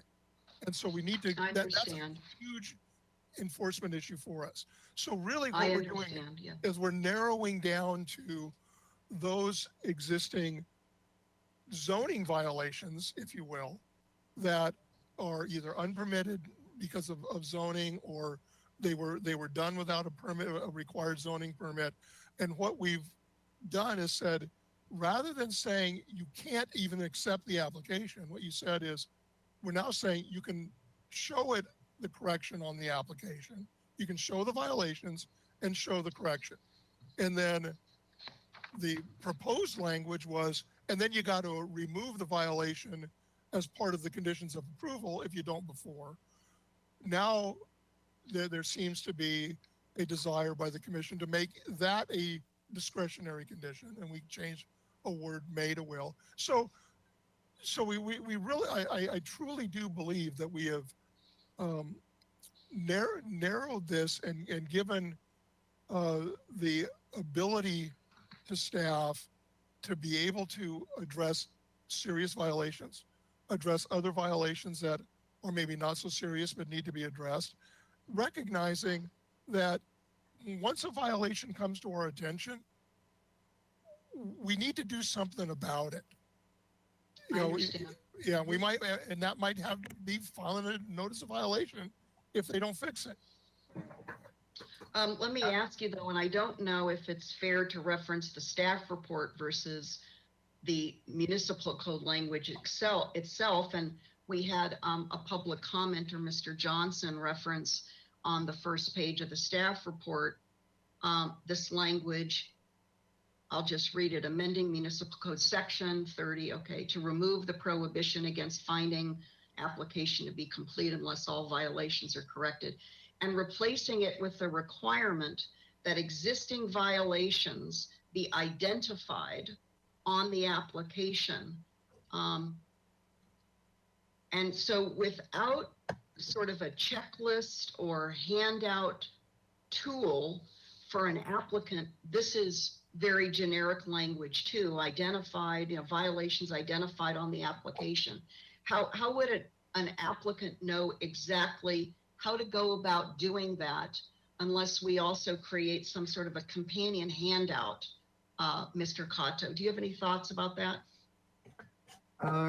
Commissioner Schwartz, yeah, I do. We have a new planning application, and I'm just looking at it to see, because it's very informative, and I'm just checking to see now whether it says in here that you need to take, you need to show your violations. And I don't know if Commissioner Bonderson may have been on this path to asking you about this kind of handout or not. I don't know that she called it a handout, but that's just what comes to mind. And okay. Right. I'm not taking enough time, I think, to check. I don't think I see something, but it could be added there. If it's not there already, we could add it into the planning application to say, if you're applying for discretionary review, then you need to show all your your violations and enforcement cases on the plans. So that's, if it's not already there someplace, we could definitely put that there. That will be noticed to anybody who's putting in a planning application. Now, let me come back to one thing, and then I think I'll conclude, and I'd like to hear what my colleagues have to say next. So I was asking you about the approach. I'm interested as much about the approach you're taking as the content or the specific proposed amendment language changes. And I say approach because, sorry, I have to go back one more time to this 2014 working group that I and then Commissioner Campanella and Pujo were on with a number of other staff members and members of the Association of Realtors. But we really believe that perhaps a pilot program for the community that looked at the community, the property owner community, as partners in together identifying, remedying, and removing these unsafe, we'll call them unsafe conditions, these unpermitted unsafe conditions, needs to happen together, kind of a two-way street. If we just take a punitive approach, I guess I'll call it, back to you, Mr. Henschke, the words, civil litigation, criminal litigation, well, I kind of bristle at that because for me, it sets a tone of us taking on sort of an adversarial position with the community. And I know that is probably not intended. I don't think so. But it's sounding like that, and it's positioning it like that, as opposed to saying, let's come back together, whether it's a pilot program or in some other form, to figure out how we can come to an understanding of and really incent. See, I don't see this municipal code language as, in a way, you might chuckle at this, sort of welcoming property owners with unpermitted violations to say, please come forward. We want to work with you on this.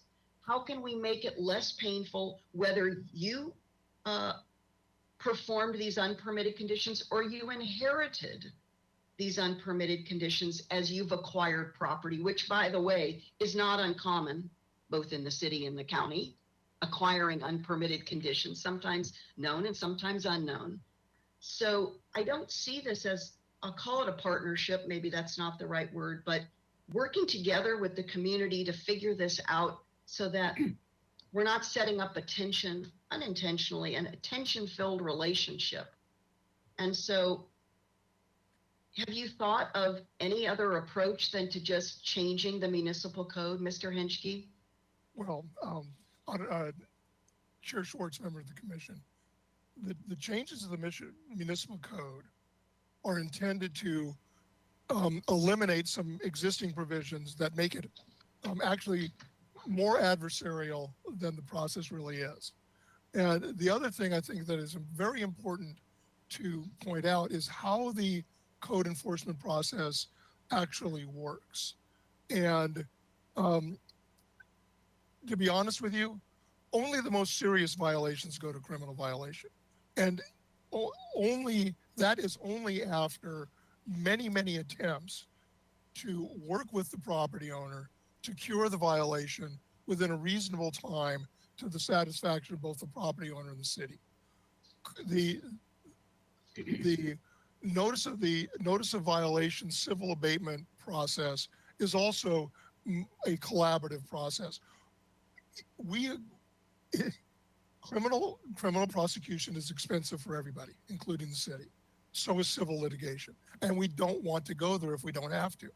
So the way the code is written right now, we have our remedies that are available to enforce the code. I understand that. And then we go through a process, including office hearings, meeting with the property owners, meeting with staff, going through seeking to work out an abatement schedule that is reasonable. We also, our city prosecutor is busy, and they have to use prosecutorial discretion as to what cases warrant a more severe penalty and what cases don't. And so our code enforcement process really is exactly what you described, which is a collaborative process in an attempt to eliminate the code violation and bring it into compliance. The ordinance change that we're doing here takes an existing tool that we have and makes it really easier for everybody to use, and in my opinion, makes it clearer as to what the process is. Because right now, you can't even get into the review process under the code. I understand. I'm Okay. aware of that. Yes. Yeah. So Yeah, I'm keenly Yeah. aware Yeah. myself. Yes. And then Mhm. anytime you put a procedural barrier in front of code enforcement, then what you do is you place a significant impediment against serious bad actors.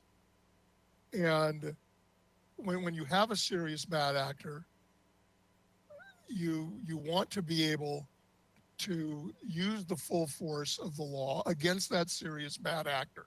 Does it happen very often? No, it doesn't. Very rarely. But That's a good thing. we have to write the law. Yeah, that's really, a good thing. Right. We write the law, in a way that applies to everybody. But just like a law enforcement officer, do people speed on the freeway? Yeah. Does everybody get a ticket? No. Does the guy going 100 get a ticket? Yeah. Maybe 80, maybe not.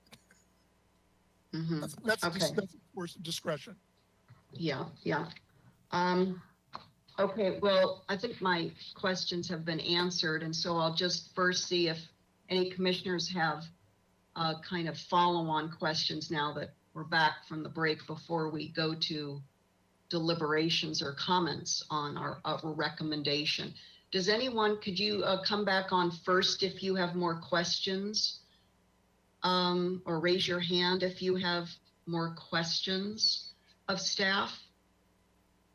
I'll just wait a minute to see if any commissioners have questions. No, I'm not seeing that. So Commissioner Wiscombe, did you want to start with some comments, please? Yes, Madam Chair, thank you. I believe that Commissioner Lodge was on before me and turned off her camera when you asked about questions. So I'd like her to start if she's willing to do that. And Commissioner Lodge, are you? Thank you. I see you're back on. Thank you, Commissioner Wiscombe. Commissioner Lodge, would you like to start with comments, please? Yes, thank you, Madam Chair, and thank you, Commissioner Wiscombe. I did turn off my camera because I thought the chair was only going to be taking questions. I have to confess to feeling rather puzzled by all the questions, the going over of detailed various scenarios of what might happen or what has happened in the experience of some of my colleagues who work in this field. When what we have before us is a simple change, a change that simplifies the process, that makes it better. Yes, I'm sure there are other issues out there, but that's not what's before us. I strongly feel that we should make the recommendation and forward these amendments to the council with a recommendation to adopt. There would be other times and that other issues can be addressed. Let's not make the perfect be the enemy of the good, and in this case, quite good. Thank you. Thank you, Commissioner Lodge. Commissioner Wiscombe, would you like to go next with your thoughts? Yes, Madam Chair, thank you very much. I agree with what Commissioner Lodge is saying. I really think that these are put forward to actually make the process better for applicants, that particularly ministerial applications.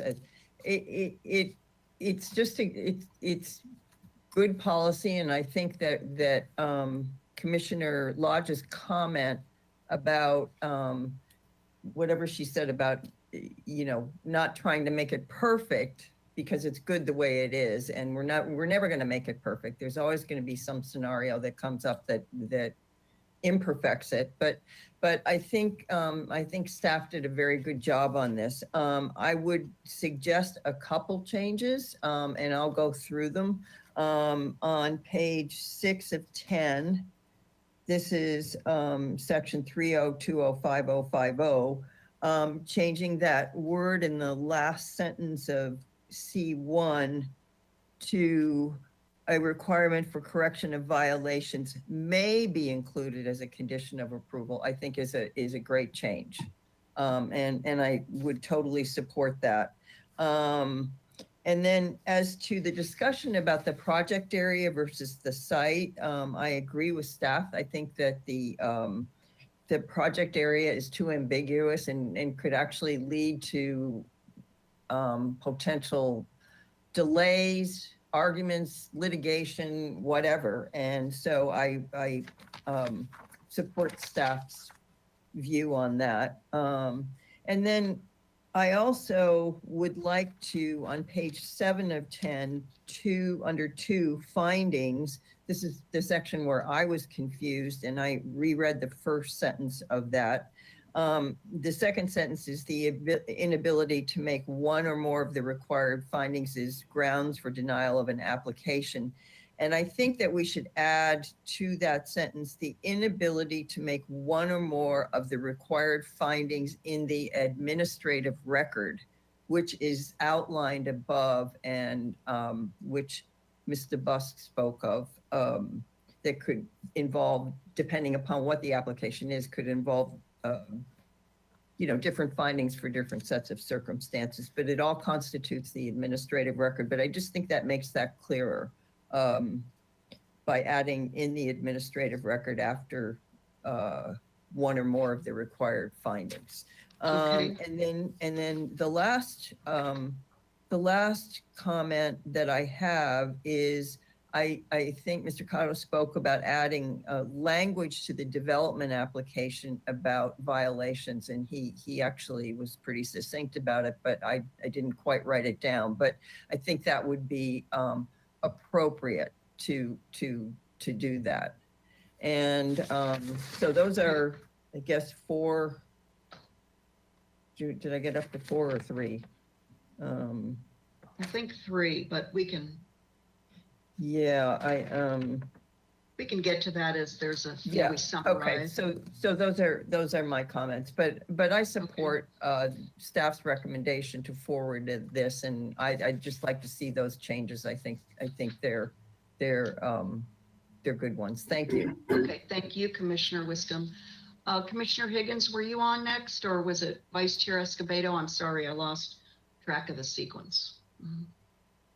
I'll go if it's okay with you, Madam Chair, and. Yes, Vice go Chair ahead, Commissioner Higgins. Go ahead, please. So, first, let me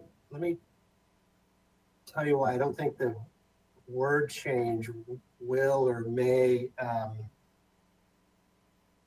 is going to make a difference. The part of the ordinance that we're talking about has a sentence before it that I think if we made the change to may would be a conflict. The sentence before it says, if unpermitted or unauthorized site development uses, etc., must be stated on the application.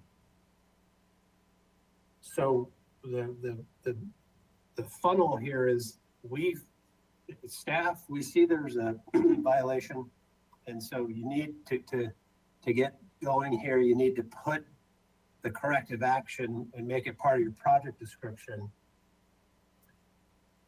There really isn't a need thereafter to make it a condition of approval. It's already part of your project that you're going to fix it. So I don't know that the will versus may is really important, but I'm going to have to beg everybody's forgiveness on this thing. I really feel like I should have dived into this in greater detail with staff before the hearing. And I'll tell you where I'm at right now is I'm going to ask for 3 other votes for a continuance for a month while I do that, and maybe somebody else wants to join me in sort of quote unquote Brown Act with me. But I get it. What's here before us is better, but I think the genesis of this issue predates Title 30.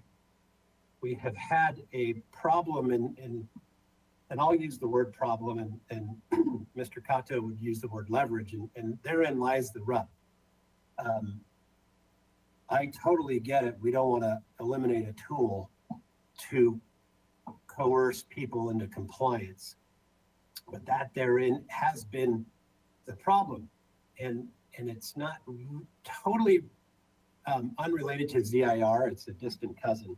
But what happens is when you go in for a permit and you can't prove that everything on the site has an explicit permit history, that means it's necessarily unpermitted because there's no record of it, or the records that are there don't explicitly show it.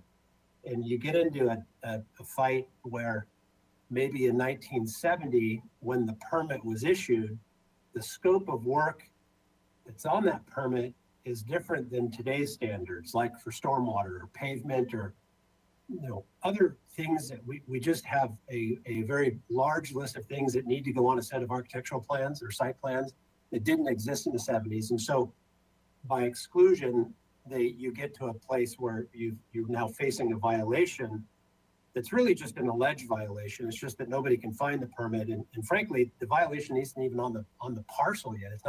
It's just an alleged violation. We think it probably is, but it's not because there hasn't been an enforcement case. So there's a disconnect between that and that which really engenders violations, which are complaints.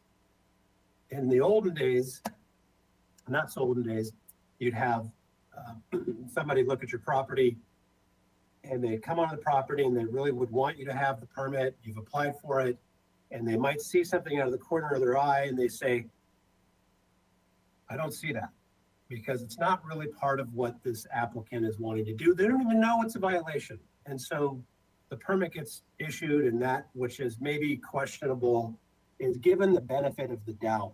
That's where I think we ought to be heading, is giving applicants the benefit of the doubt.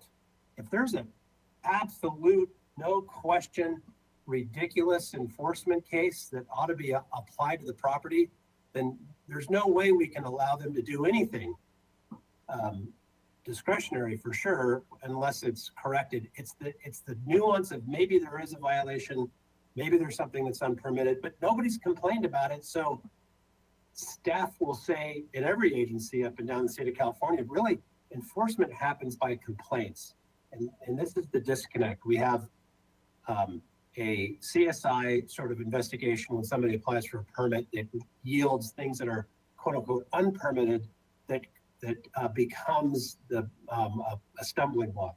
So all that being said is I think I probably would be convinced by Mr. Cato, Mr. Henschke, that this is the only way to solve it, or there isn't another way to solve this thing that I'm talking about.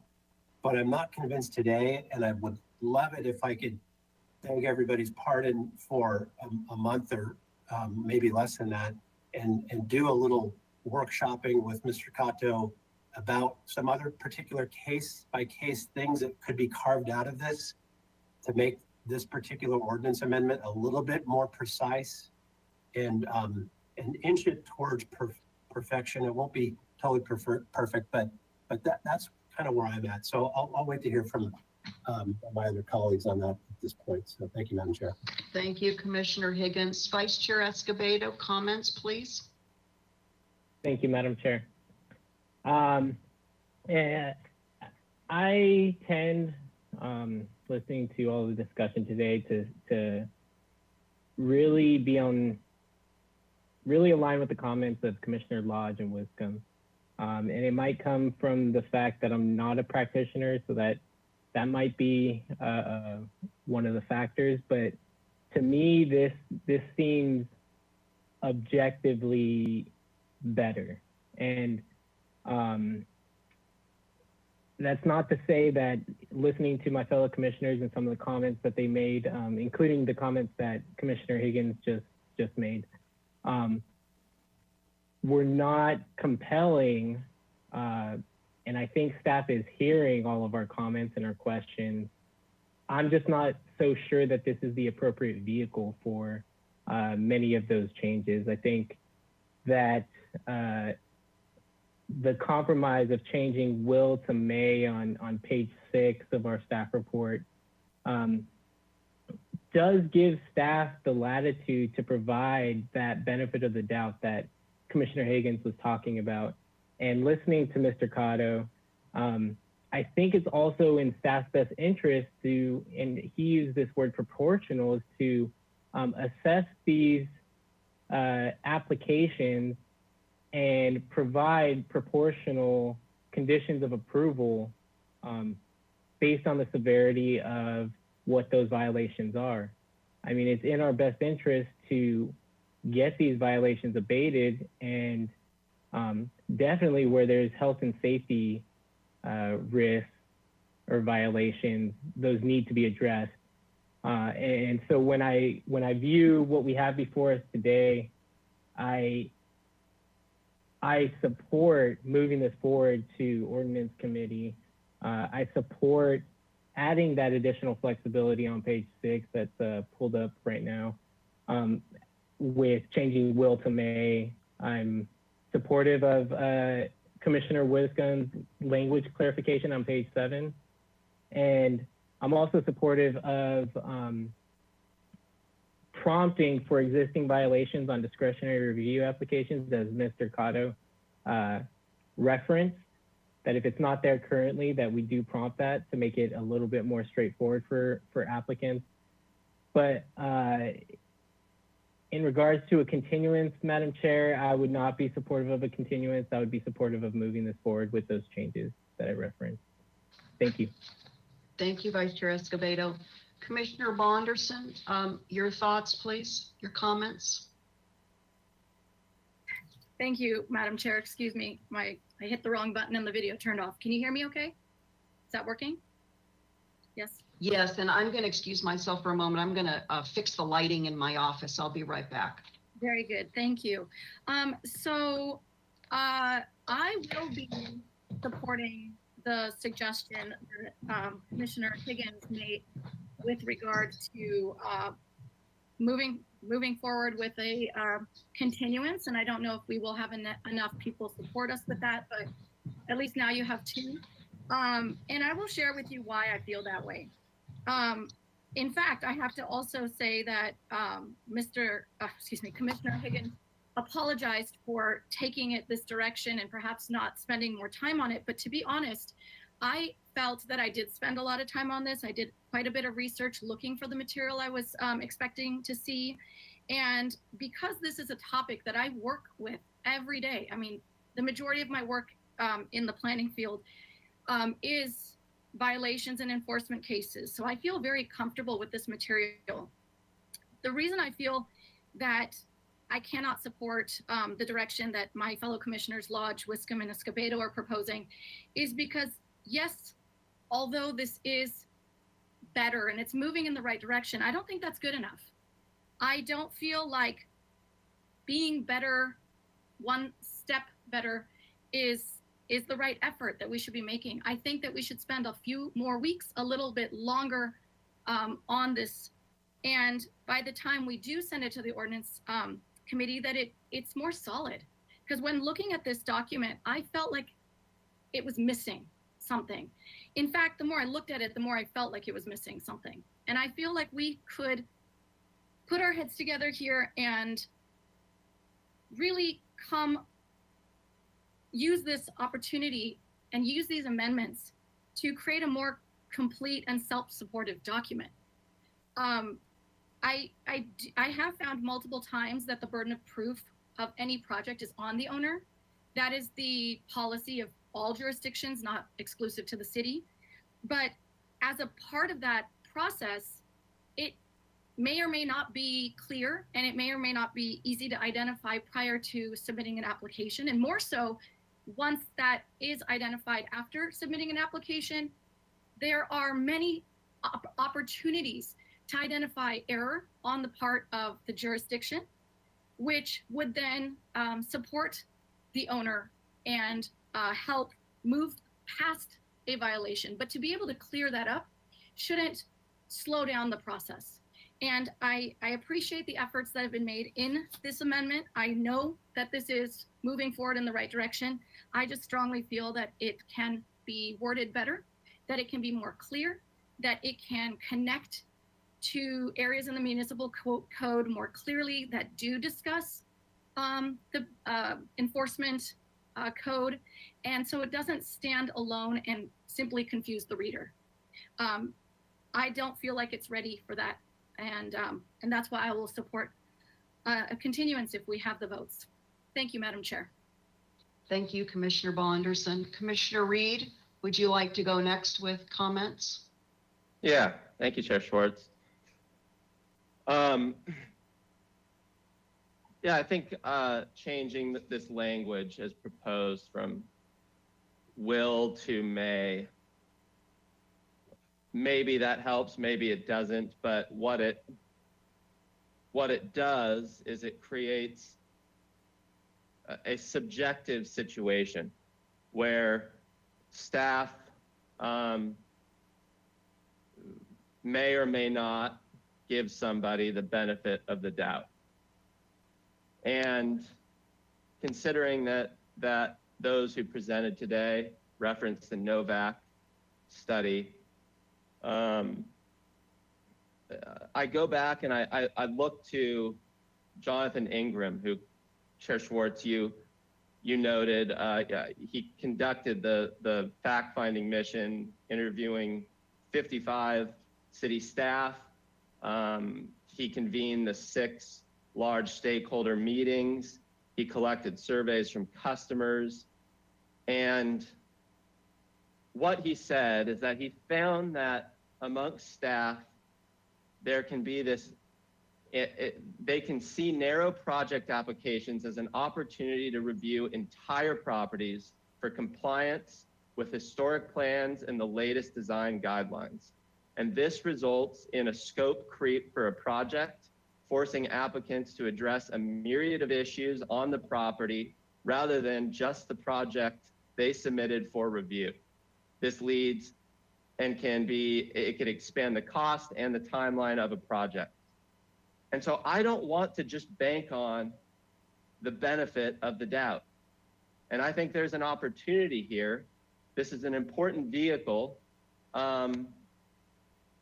to address these very real concerns brought to light by a very important report City Council commissioned in the Novak study.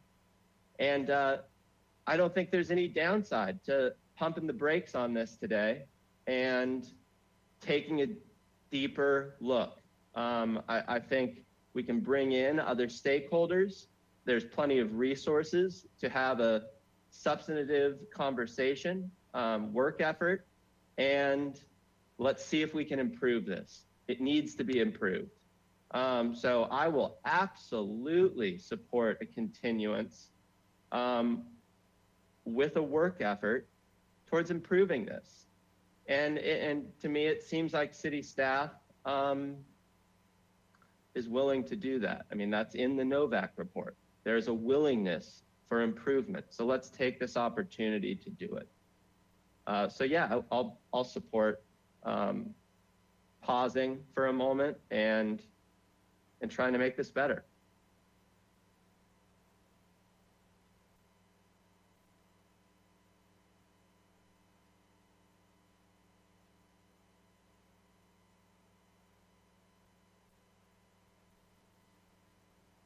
Commissioner Vice Chair Escobedo, would you mind turning your camera on and you can kind of finish out the deliberations? It seems as though Commissioner Schwartz has lost connectivity. Absolutely. Do any other commissioners have any follow-up comments after listening to their fellow commissioners? Commissioner Bonderson. May I? Thank you, Vice Chair Escobedo. In an effort to give Chair Schwartz a moment to recalibrate, I wanted to perhaps use this opportunity to address a question to Commissioner Higgins, if you don't mind coming back on. I heard you say that you would suggest, or I don't know how you worded it, but be willing to entertain the idea of volunteering to assist in this effort. Is that something that you believe is worthy of discussion? That we could commit to something like that? Sure. Maybe I can ask Ms. DeBusk about that, though, what that would look like. I'm happy to break off an hour or two and maybe one more commissioner. So it's a bit of a mini committee or something like that, and ask for staff's time as well in the next 2 weeks to pack through some things. Is that a possibility at the staff level, Ms. DeBusk? Commissioner Higgins, I don't know. It will take some staff resources. I don't know who the appropriate staff people will be, so I can't guarantee that they're going to have availability. Mr. Henschke was nice enough to help us, and Ms. Brooke can provide more information on that. Well, I think I'd love to meet with Mr. Kato at some point. Thank you. And I think, right, to get to Ms. DeBusk's question, it would help us if you could frame out the questions or issues you want to discuss, so then we know which staff members would be the most appropriate. While I'm on, I do want to let you know that we did just provide a report to the Land Development Team Oversight Committee, which is a subcommittee of City Council, 3 members, just about a week ago, 2 weeks ago, detailing a major work program to improve the process and reduce project review steps and streamline process. And so there is ample opportunity to get involved in that as we embark on that. If your questions are narrowed to this scope of work, then Mr. Kato, I think, would be the appropriate person. If you could. Here are my, at least right now, 2 pretty specific questions. One is, are there some discretionary projects that could live without a whole parcel analysis? And if so, what are they? What those kinds of things that are discretionary that pertain to a design review. might be one type of project. Coastal development permits, in particular, I'm not sure those kinds of permits should be excluded from this whole parcel, because coastal lots are trickier and worth more evaluation anyway. But the findings for approval on a coastal development permit are pretty narrow and relate to the project and not the whole parcel. So I want to talk about that. And then my other question for Mr. Kato would be, is there some language that we could put in this ordinance that speaks to proportionality of the conditions placed, or the way the will versus may thing, really, you really have to look at the sentence before that, because it clearly says if there's a violation, you're not going anywhere until you put it in your plans. And then conditions of approval are quite irrelevant after that, because conditions of approval are meant to include other things that you need to do that you don't put on your plans or that you don't otherwise want to do. So, but I want to talk to him and maybe legal counsel. I don't necessarily think they need to be involved, but about how to narrow the proportionality of the review on discretionary. I think there's probably a way to do that, but if there's not, I probably will be convinced within an hour of Mr. Kato's time max. And so that would be the idea, is take a 1 to 2 hour break next week and meet with staff. And I would like to include at least one other commissioner in that, if I could, without a Brown Act noticing, if that's appropriate. So that's my question back to Mr. Buss. Could we do that? Thank you, Commissioner Higgins. Before going to Commissioner Bonderson, Chair Schwartz is the kind of tie-breaking vote, and so we may not want to get too much further into our deliberations before she returns. Mr. Buss, did you have an opinion about that? I did speak with Chair Schwartz, and she is having to reboot her computer and troubleshoot some things. She does want to listen to the deliberations and make comments. So it may be appropriate to take a 5 or 10 minute break in order to allow her to get back on. Okay, let's reconvene. We're going to take a short recess. We're going to reconvene at 4:20, so 8 minutes. Thank you. Thank you.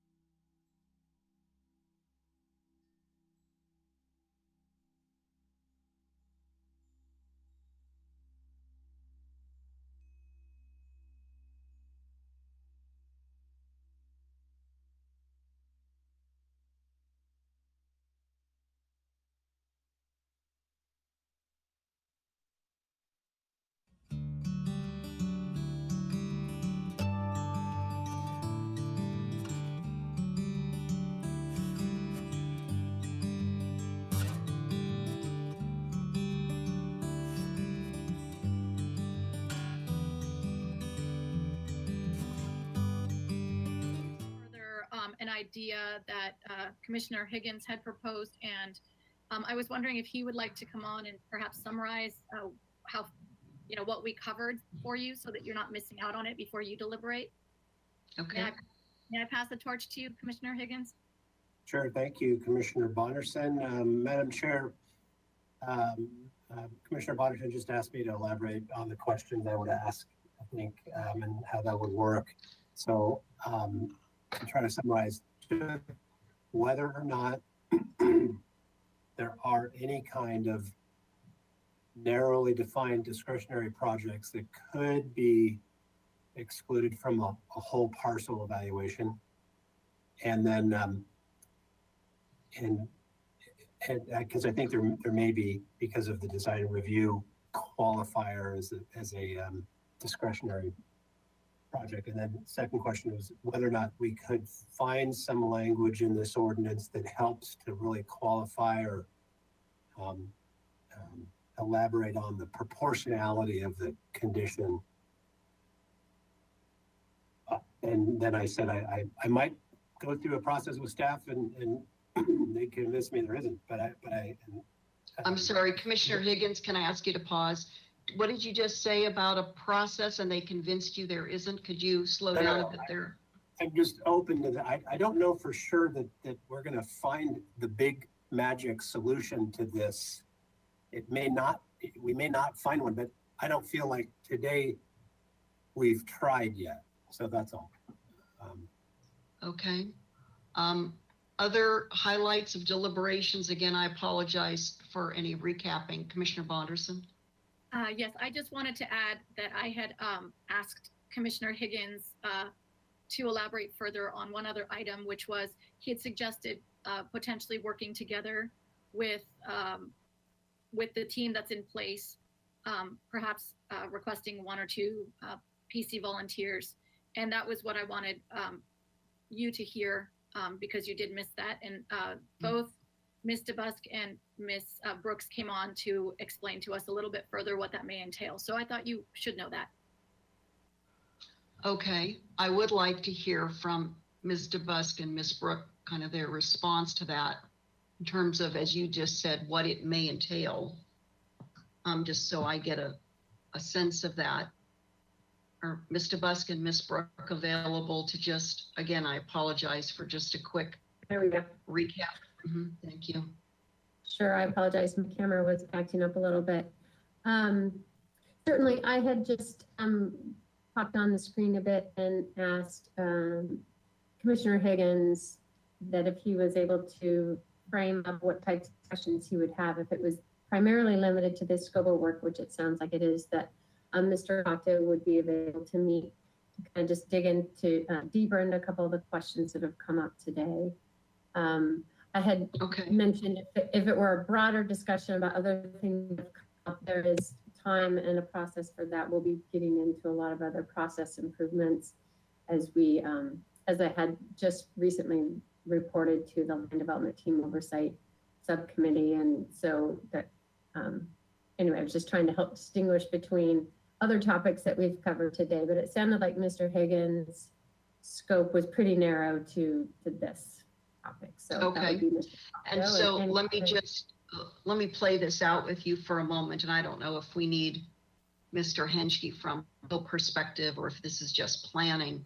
If there were to be interest among enough commissioners, would that be a 2-commissioner, 3-commissioner, just so we stay under the 4-commissioner bar in terms of the Brown Act? Could we have a limited time working group of, say, 3 commissioners confer with staff, collaborate, partner with staff on looking closer at some of the language in these municipal codes to see if we could bring back something that could have hopefully unanimous support, Mr. Henschke?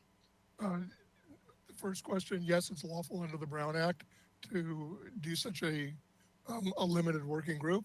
And 2, I wanted to let you, I turned off my camera to let you know that I would make myself available if that's the direction the commission wants to go. Oh, thank you. Well, you're central to this, Mr. Henschke. We need your, legal expertise, of course. So back to the commissioners. Commissioner Reed, you had your webcam on, but I didn't know if you wanted to comment further, kind of back and forth with what I was hearing from Commissioners Bonderson and Higgins, and then if any other commissioners would like to come back on, and then I'll provide some of my own thoughts before we see if there's a motion of some sort. No, Chair Schwartz, I didn't have any additional comments. I just wasn't sure if you needed me to clarify any of my comments, if that got cut off with your internet. Oh, well, it may have, but that's all right. That's on me, as they say. That's just the way it goes. Okay, so here are my summary thoughts.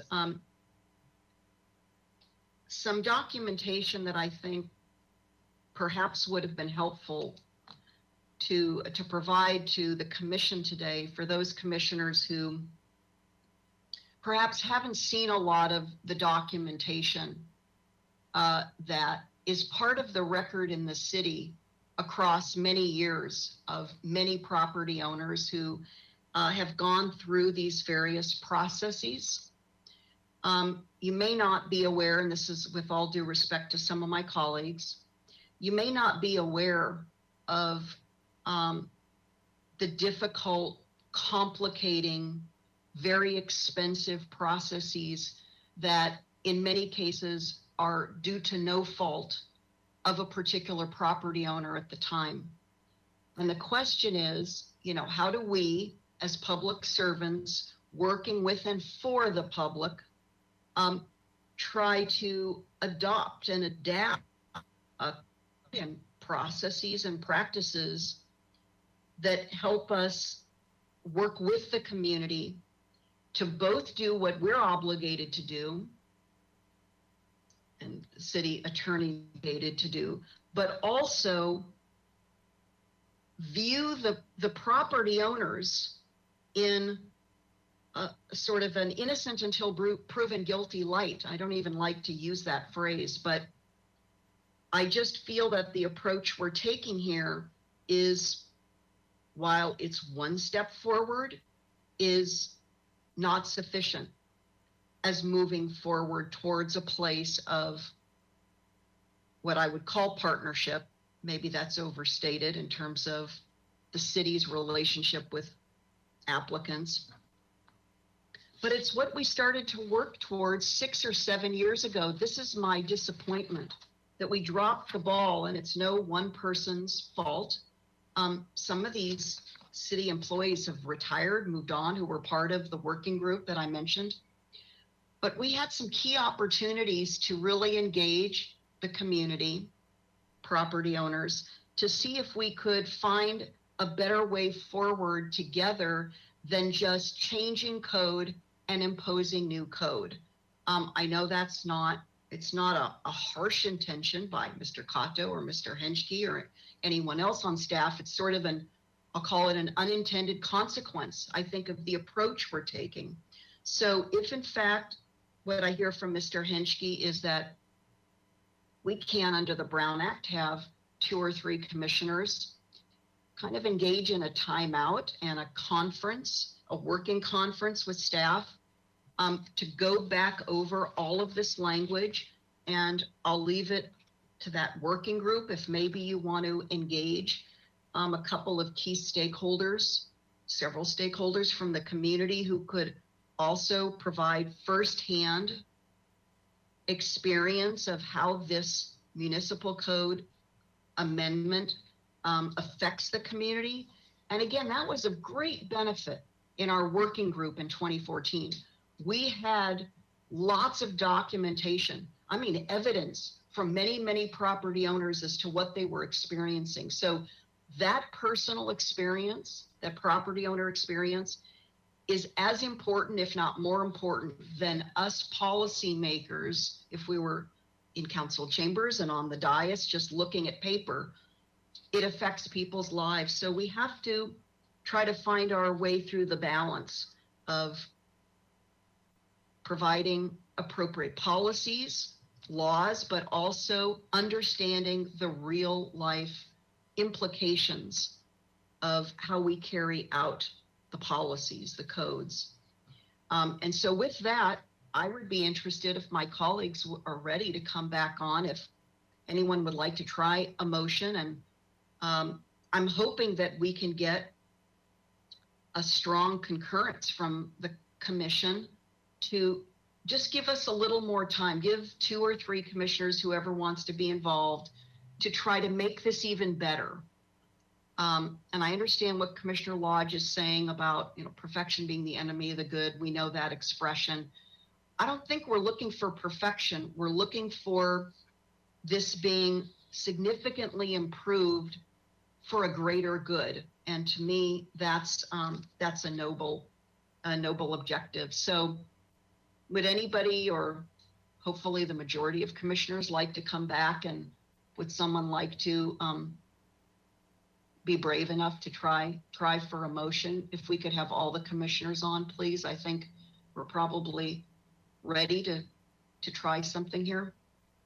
I'll make a motion, Madam Chair, but one question first. I didn't quite get the response I think I was looking for from Mr. Henschke. Is it a 2 or 3 member maximum on a working group? Oh, we can have 3. We've had 3. In fact, the ZIR working group were 3. It was Campanella, Pujo, and myself. So I know we can do that because that doesn't trigger the 4 threshold, which is a majority of the 7-member body. But so Madam Chair, I'll make a motion that we continue this item to for 1 month, and we can inform the motion maybe with a date certain if staff wants to help with that.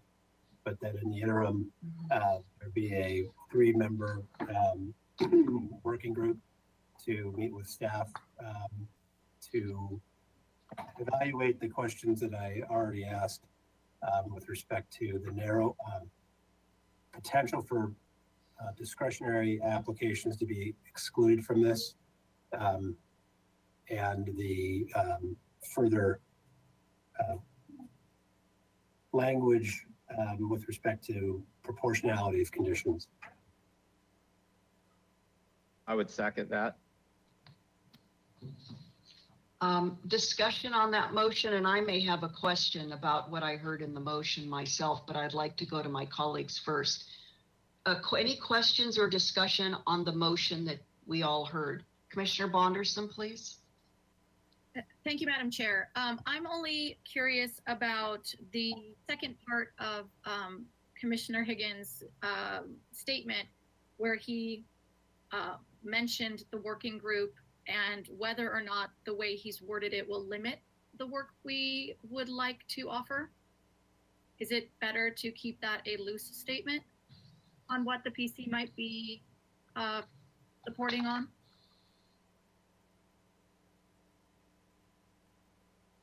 Is that to me? Well, I was wondering the same thing. In fact, when I was listening to Miss Brooke, if you don't mind, colleagues, for me just to reference Miss Brooke, I thought I heard Miss Brooke say that if I'll call it the working group, is committed to just focusing on, the language that we have here, these 3 sections of the municipal code, the working group, without tying our hands in any further way, would in fact just focus on the language in the ordinances before us. Like if you take Exhibit A, that's the work, is the language in Exhibit A, not outside, not process, practice, policies. Ms. Ostranger, would you like to further advise as we're in discussion on the motion? Chair Schwartz, thank you, Commissioner Higgins and body of the commission. Yes, it would be limited to the what's before you today. That's what's been agendized and noticed under the Brown Act. So we want to limit it to the discussion for these particular topics.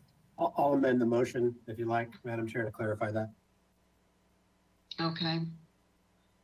Questions, comments on the motion from the other commissioners, please? Any hands up? Commissioner Bonderson? Thank you, Madam Chair. This question may go to Ms. Ostranger as a curiosity question that goes hand in hand with what we just spoke about.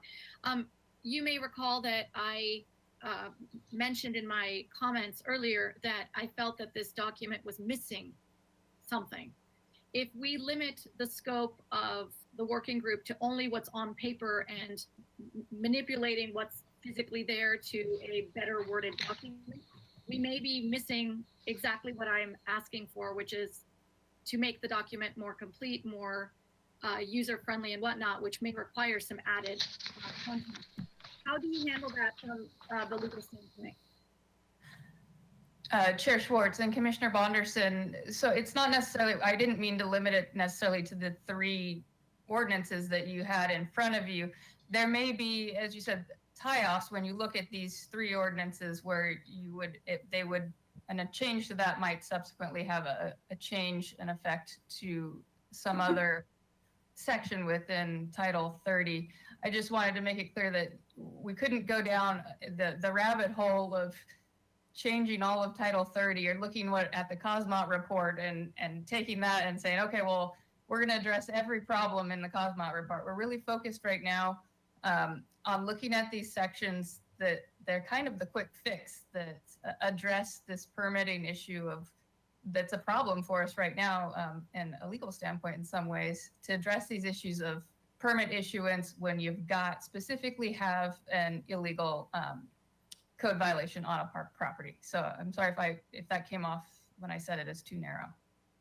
And Ms. Ostranger, if I could ask you, Mr. Henschke said he would make himself available. I don't know if it's appropriate or if I could just ask, would both you and Mr. Henschke be available to partner with the Planning Commission working group and the rest of and the planning staff to really move through this in 1 month's time? Is that possible given your schedule?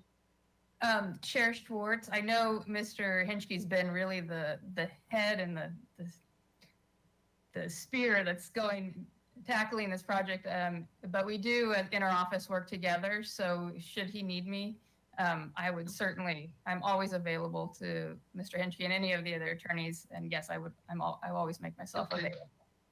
Okay, so let me keep going on. Any other commissioners have either questions, comments to what I heard was an amended motion by Commissioner Higgins and Commissioner Reed? Did you second that amended motion to make it more open, but specific to the item before us today, as you've now heard from advice from both yes. Ms. Brooke and Ms. Ostrander? I'll second it. Okay, so we have that. So we have an amended motion. Just now back to all of the commissioners. Any raised hands on anything? No, I don't. No. Yes, the maker of the motion, Commissioner Higgins. So I need some help from staff on a date. I'd like to have a date certain on it. So right now, March 11 looks plausible, but I certainly could meet, ahead of that, but I would need to hear from staff. It looks like on our tentative, there's some things that could come on March 11th, but may not. So does March 11 work for staff? Chair Schwartz and Commissioner Higgins, on March 11th, we're anticipating the off-sale alcohol ordinance CUP, which I expect will take the entire meeting. Oh. So that day would not be available. As you mentioned, we have a lot of tentatives. So I think March 18th could potentially be a date, but we do also have some big projects that are tentative, and I wouldn't necessarily want to constrain them by setting this date, and then that pushes them out 3 or 4 weeks. So it may be best for us to look at a date of approximately March 18th, and if that works, great. But if not, we can, be a little bit more nimble. Is March 4th available? Potentially. Yes, that's another one with a couple items that are potentials, but they may fall off, in which case we might be able to bring this back. However, we're starting to get a little bit close on the timing for the staff report. So I just want to make sure there's time to meet with people, get some answers, and then, get it in time to post things online and let the public know. Okay, Mr. so what do you? One moment, Commissioner Higgins, let me just pose this question to Ms. DeBusk. Would a special meeting be better than to assume that we could kind of fold in this to one of those other dates when you're, as you just said, we have some large projects coming that perhaps would use up all of those other regular hearing dates? Chair Schwartz, that's a possibility. However, if some of those other projects fall off the agenda, then I don't want to miss an opportunity. The Okay. noticing for this project does not require as much advance notice. So I think it's better for us to be flexible, to look at approximately 1 month, and we will make it work within your calendar. And if it doesn't, we can talk to you about a special meeting. Okay, all right. So what date now, if we could just confirm, what potential date are we shooting for then, if, as part of the motion then? The motion was stated with 1 month, which would put us approximately March 4th. Okay, And then if that's not available, it could be March 18th potentially. So I think the Okay. 1 month language is appropriate. okay. And my only other comment, since we're still in discussion on the motion before we ask Ms. Rydell to take a vote, is that the other suggested language changes we heard from Commissioner Wiscombe and so forth, and I thought I heard support, from some of that language change from Lodge and Escobedo. My thought would be to agree to fold that into the work that the short-term working group would take up. So not to discount it or set it aside or ignore it, we want to agree to fold that in that we heard today. So if everyone's just, yes, Commissioner Wiscombe, please.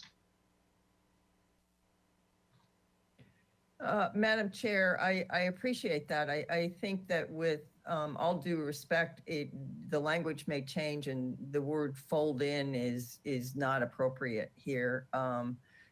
That these comments are, my comments about the ordinance and the changes are on record, and I think the committee can consider that as appropriate. Well, they're going to bring it back to us. So the working group is going to, with staff, is going to bring back whatever suggested edits.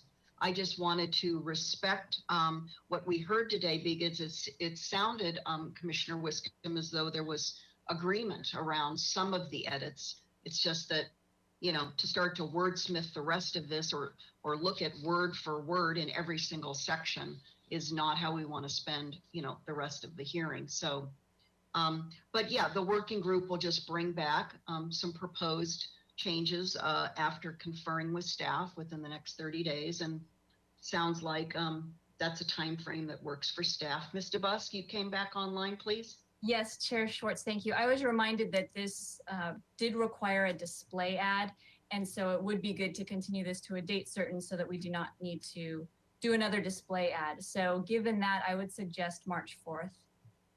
And Okay. if that's too soon, something happens, we can always continue it again. Okay, Amended motion for March 4th, Madam Chair. Second. okay. So unless there are any other hands up, let me just look. I think we can ask Ms. Rydell to do a voice vote on this 1 month, again, to March 4th, limited time. And what I don't know that we have identified, Commissioner Higgins and Commissioner Reed, are the 2 or 3 commissioners. Do we need to do that as a part of the motion, staff? Chair Schwartz, you could do it as part of the motion, or you can take it as after the motion. Okay, why don't we not complicate it? We can just do it out. I'm sorry, I wasn't trying to. It'll be a cut anybody subsequent off. motion. A subsequent motion. Okay, so we'll separate them. Is that okay? Okay, very good. Ms. Rydell, if you're still there, thank you. Would you please do a voice vote on the further amended motion by Commissioner Higgins, seconded by Commissioner Reed?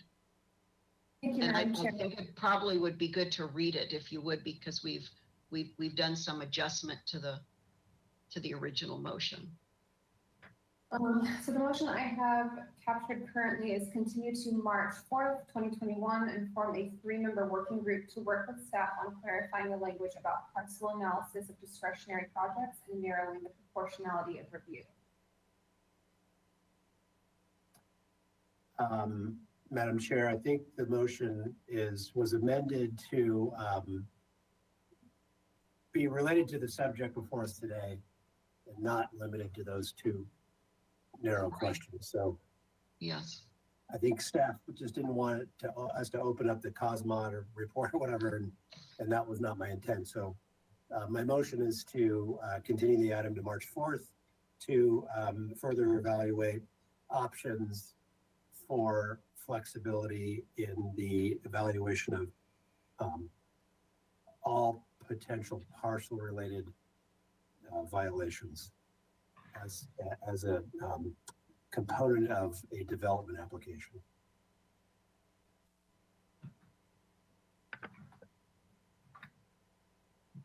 And that we return March 4th to evaluate that. So continue to March 4th and form a 3-member working group to work with staff on further evaluating options on, and then can you restate? Options to exclude some development application from a full parcel evaluation of potential compliance. Sorry, I'm getting a little background noise. May I? Yes, Hear you. Commissioner Wiscombe, I don't think that was our final amended motion, but Commissioner Wiscombe? Yeah, why don't you just say, the beginning part of that with, formation of a working group to further work on amendments to sections, blah, blah, blah, blah, blah, these 3 sections of the municipal code that were before us today. I think that would be the cleaner, more comprehensive, clearer. So that's sections 1.25.050. Oh, here we have on our screen. There we go. What's on our screen? Let's just say what's on our screen. So can we, Ms. Rydell, if you're in agreement, Commissioners Higgins and Reed, Ms. Rydell, if you could just, this language that's on the screen, this is the scope of the working group collaborating with staff. It's to address recommendations for amendments to these sections of the municipal code. Return March 4th. That's it. I don't think we need to get into any other or want to get into any other detail, right? I see Commissioner Wiscombe nodding. Okay. And Commissioner Bonderson as well. Okay. Does that make sense, Ms. Rydell, in terms of capturing it in the record? Okay. So if you would please now, thank you for your patience, Ms. Rydell, if you'd please read that and then do a voice vote. Continue to March 4th, 2021, and form a 3-member working group to work with staff on further evaluating amendments to sections 1.25050, 30205.050, and 30.280.030. Of the municipal code, yeah, there we go. Okay, so I think we're ready. Ms. Rydell, would you please do a voice vote on that? Thank you very much for your helping us. Of course, thank you, Madam Chair. We'll begin the roll call vote. We'll begin with Vice Chair Escobedo. No. Commissioner Lodge, No. Commissioner Wiscombe, No. Commissioner Higgins, Yes. Commissioner Reed, Yes. Commissioner Bonderson, Yes. Chair Schwartz. Yes. The motion passes with 4 yeses and 3 nos. Would the commissioners who voted no like to state their reasons for the record?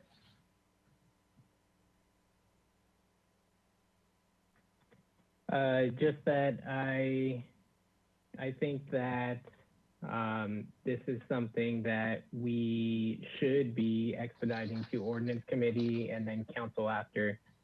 One, that it provides potential legal liabilities, and I'm not sure that the desired outcome, that this is the appropriate vehicle for the desired outcome.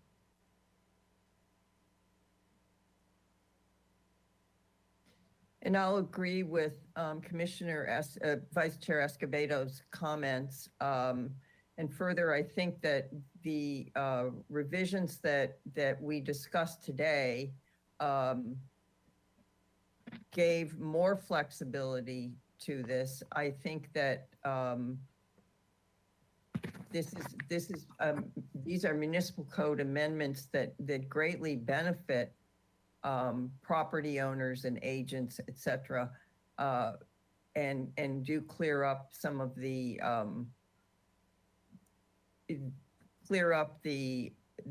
difference between ministerial approval, which doesn't have to doesn't have to abate violations, versus the discretionary applications which do. And that's why I don't agree.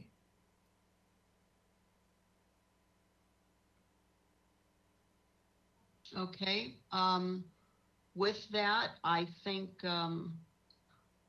we've closed this item unless I have Mr. Busk, unless Mr. Chair Busk Schwartz. wants to come back on. Yes, who's speaking? I couldn't see. Sorry. Chair Schwartz, it's Ms. Yes, Ostringer. Ms. Ostringer. I apologize. I had my camera turned off. I was just, you had mentioned that you'd like to select the 3 commission members before we close this item. Yes, thank you. Right. Okay, so let's, who would like to just jump in, and Commissioner Bonderson? I'd be happy to volunteer to assist. Okay. I'd like to nominate Commissioner Escobedo. No, just kidding. I'll jump in myself too. I'm happy to participate. Okay, I was going to say, just because somebody votes no doesn't mean they're completely necessarily unwilling. You know, let's have it be a very diverse group, but I also don't want to push anyone in or push anyone out myself. So we want that, obviously this is voluntary. So let's see, I see Bonderson, Reed, and Higgins as willing and desirous of being comprising the working group. Madam Chair, so moved. Okay, Second. so we have a first and a second with Higgins was the second? Okay, did I get that? Okay, so Ms. Rydell, if you would please come back and do a voice vote on Bonderson, Reed, Higgins as the 3-member working group collaborating with staff. Thank you, Madam Chair. I'll begin the roll call vote. We'll begin with Commissioner Lodge, Yes. Commissioner Whitson, Yes. Commissioner Higgins, Yes. Commissioner Reed, Yes. Commissioner Bonderson, Yes. Vice Chair Escobedo, Yes. Chair Schwartz. Yes, That is unanimous. Thank you. okay. Vice Chair Escobedo almost got roped into that, but he, I think he moved his chair out of the way of the webcam or something, right? But there we go, the duck and cover move, yeah, something like that. Okay, very good. Well, see, we need to smile at the end of these. That's what's important, right? It's serious, but we also need to smile and continue to move forward. Okay, I think we now are closed on this item. And then, so the last part of our hearing today will be our administrative agenda. Do we have committee and liaison reports? Commissioner Lodge, please. Oh, thank you, Madam Chair. Yesterday, the Historic Landmarks Commission met. Yesterday was February 3rd to discuss the murals, a report by a consultant on the murals, which became a big issue on the redo of Ortega Park. Maybe I'm sure you remember it was on our agenda and then it got pulled off because of community concern about what was proposed with the murals. Madam Chair, you forwarded to the members of the commission the article in today's News Hawk about the hearing. It was a lengthy one. There was a lot of discussion, a lot of concern. And however, Commissioner Drury, who is an artist himself, was really upset about the possibility of their being removed, but then the cost of redoing them and the whole question of how it was proposed that some be redone. It came out that these murals, Manuel Anzueta was there and he spoke.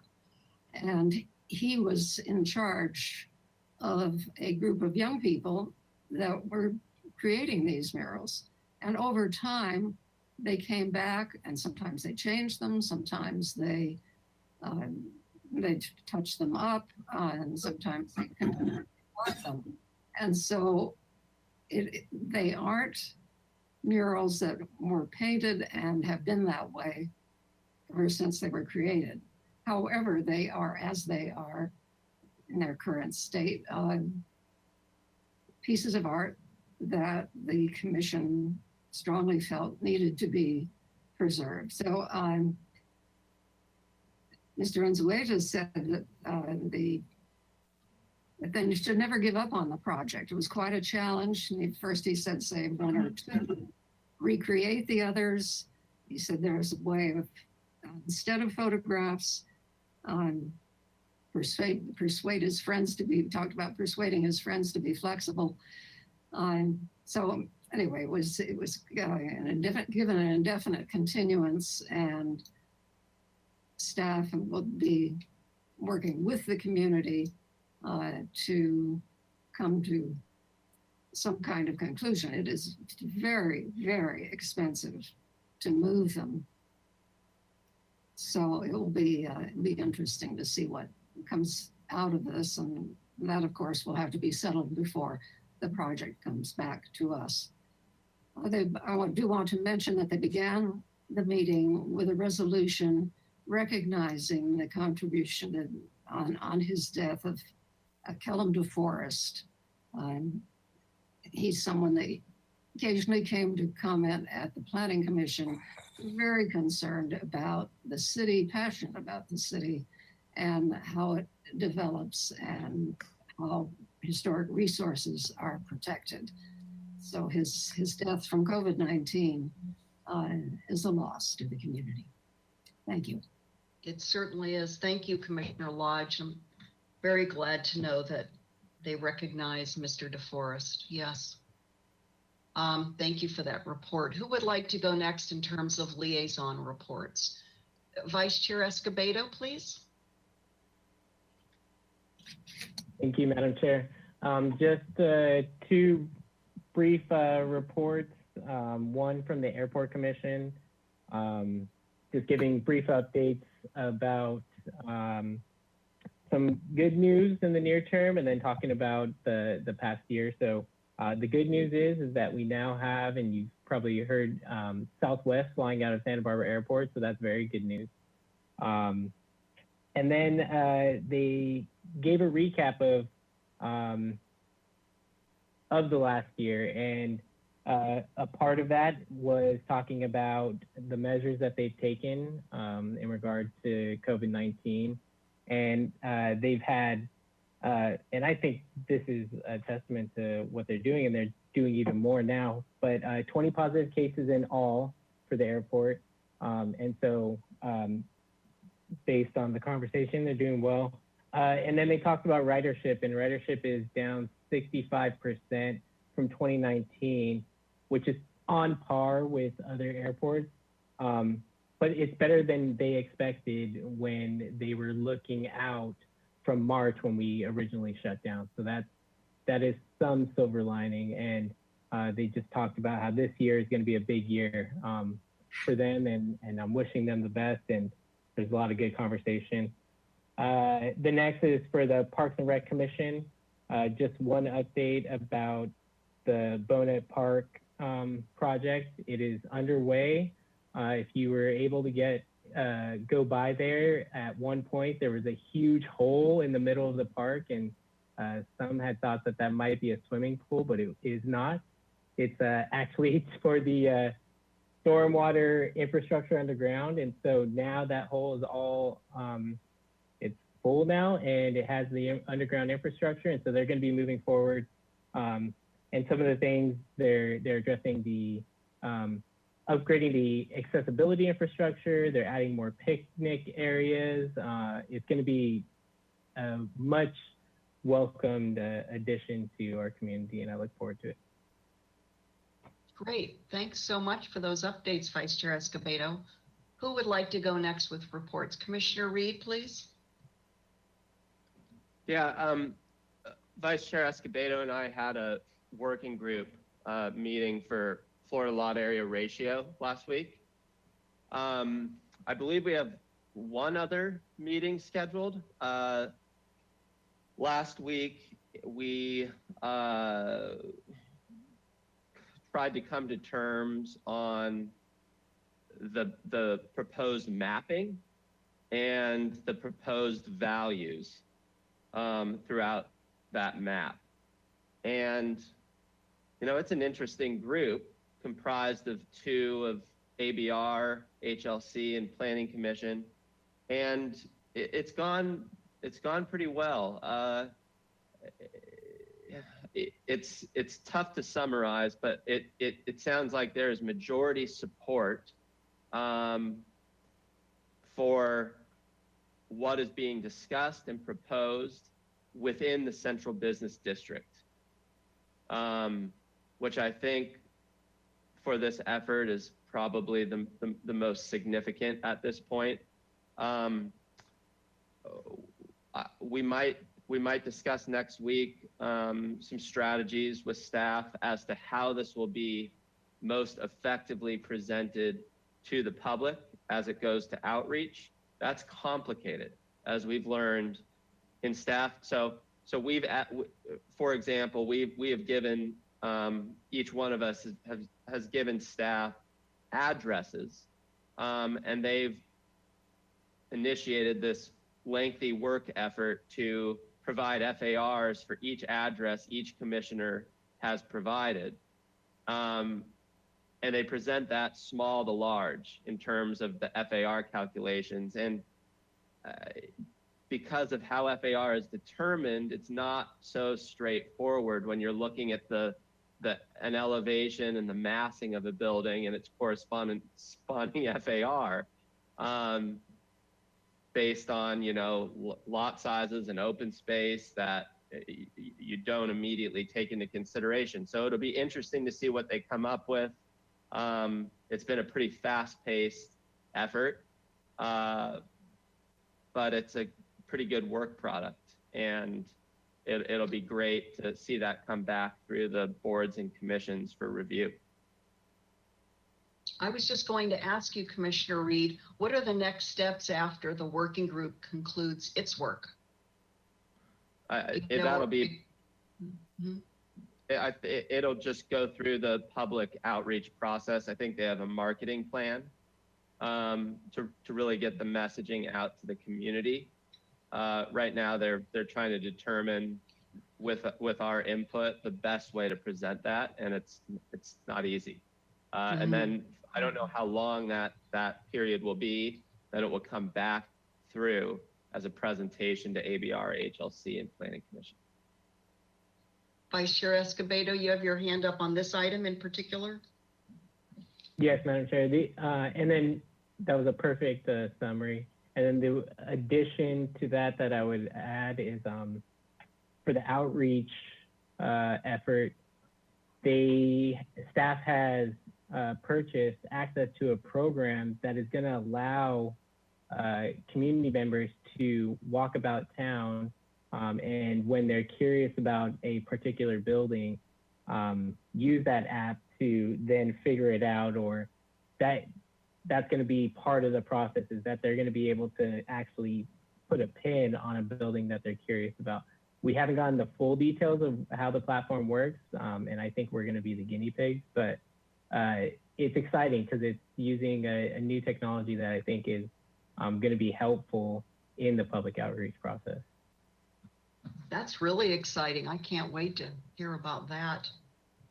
Excellent. Well, thanks to the two of you for being on that working group, because this is all extra work for everybody who's on a subcommittee or a task force or a working group. And so it's a big commitment. Thank you so much. Okay, additional reports. Commissioner Bonderson, please. Thank you, Madam Chair. Yes, I'd like to just give you all an update on the ABR since we last saw one another. They met in a special meeting on January 29, and there was 2 items that day that were in particular interest to us. The first is located at 1230 San Andreas Street. It came in for project design approval. And the reason it was of interest is because this is a project proposed for a new 3-story multi-unit residential building that would be comprised of 7 2-bedroom rental units and has the average unit size of 904 square feet. So it's using the city's average unit size density incentive, and its proposed density is 37, which is at the maximum end of the medium high density. So it's maximizing its opportunity. And this project did receive project design approval. And that's it. We'll be seeing it again soon for final approval, hopefully. The second item is located at 825 Delavina Street. It's also was seen for project design approval. And this one is a 4-story mixed-use project, which is on a site currently developed with a private service level parking lot. This project is also using the AUD program, and its project proposes 21 rental units. And there's also 380 square feet dedicated to commercial floor area, which was interesting. Moreover, there are 2 of the units that will be designated for inclusionary housing. Lastly, I just want to add that this— Commissioner Bonderson, is that the location near the cross street of Cannon Perdido? Yes, I believe. Okay, I'm thinking Commissioner Lodge. I think this is what you and I saw many, many years ago, probably like in 2011. So it's had many incarnations. This is fascinating to watch as the property turned over. It was Live Work Lofts, I think, back then, Commissioner Lodge. I'm sorry. I think it was Live Work units with hydraulic parking back. Yeah. There was more okay. commercial involved. The property is currently a parking lot. It's just paved over parking lot. So being redeveloped for housing. Yes. And the last thing I wanted to add, which is always of interest, is that this proposed density for this proposed building will be using 62 dwelling units per acre. And that's right at the top end. The maximum here is 63. So this project received project design approval, and it was continued indefinitely. Last but not least, on February 1st, we had one more hearing, and we have a project that was reviewed for project design approval and final approval in one. This location is 217 South Voluntario Street, and the proposal is for a new multifamily development using the AUD program, of course. And those are the ones I bring to you. And so this is a proposed unit mix that includes 4 2-bedrooms and 1 1-bedroom. And its proposed density is 21 dwelling units per acre. This one falls right in the middle of the range, which is the medium high density ranges from 15 to 27. This one's using 21. And this project did receive its design approval and final approval, with comments, of course. So that's it. Okay, great. Thank you so much for those ABR. Thank you so much for those thorough ABR updates. Commissioner Lodge, back to you. Yes, I don't think Commissioner Bonderson reported on a project that was before the ABR on December 14th, I believe. And I'm reporting on it because it is an entirely residential project at 425 Santa Barbara Street, which is across from the parking lot entrance to where Smart and Final is.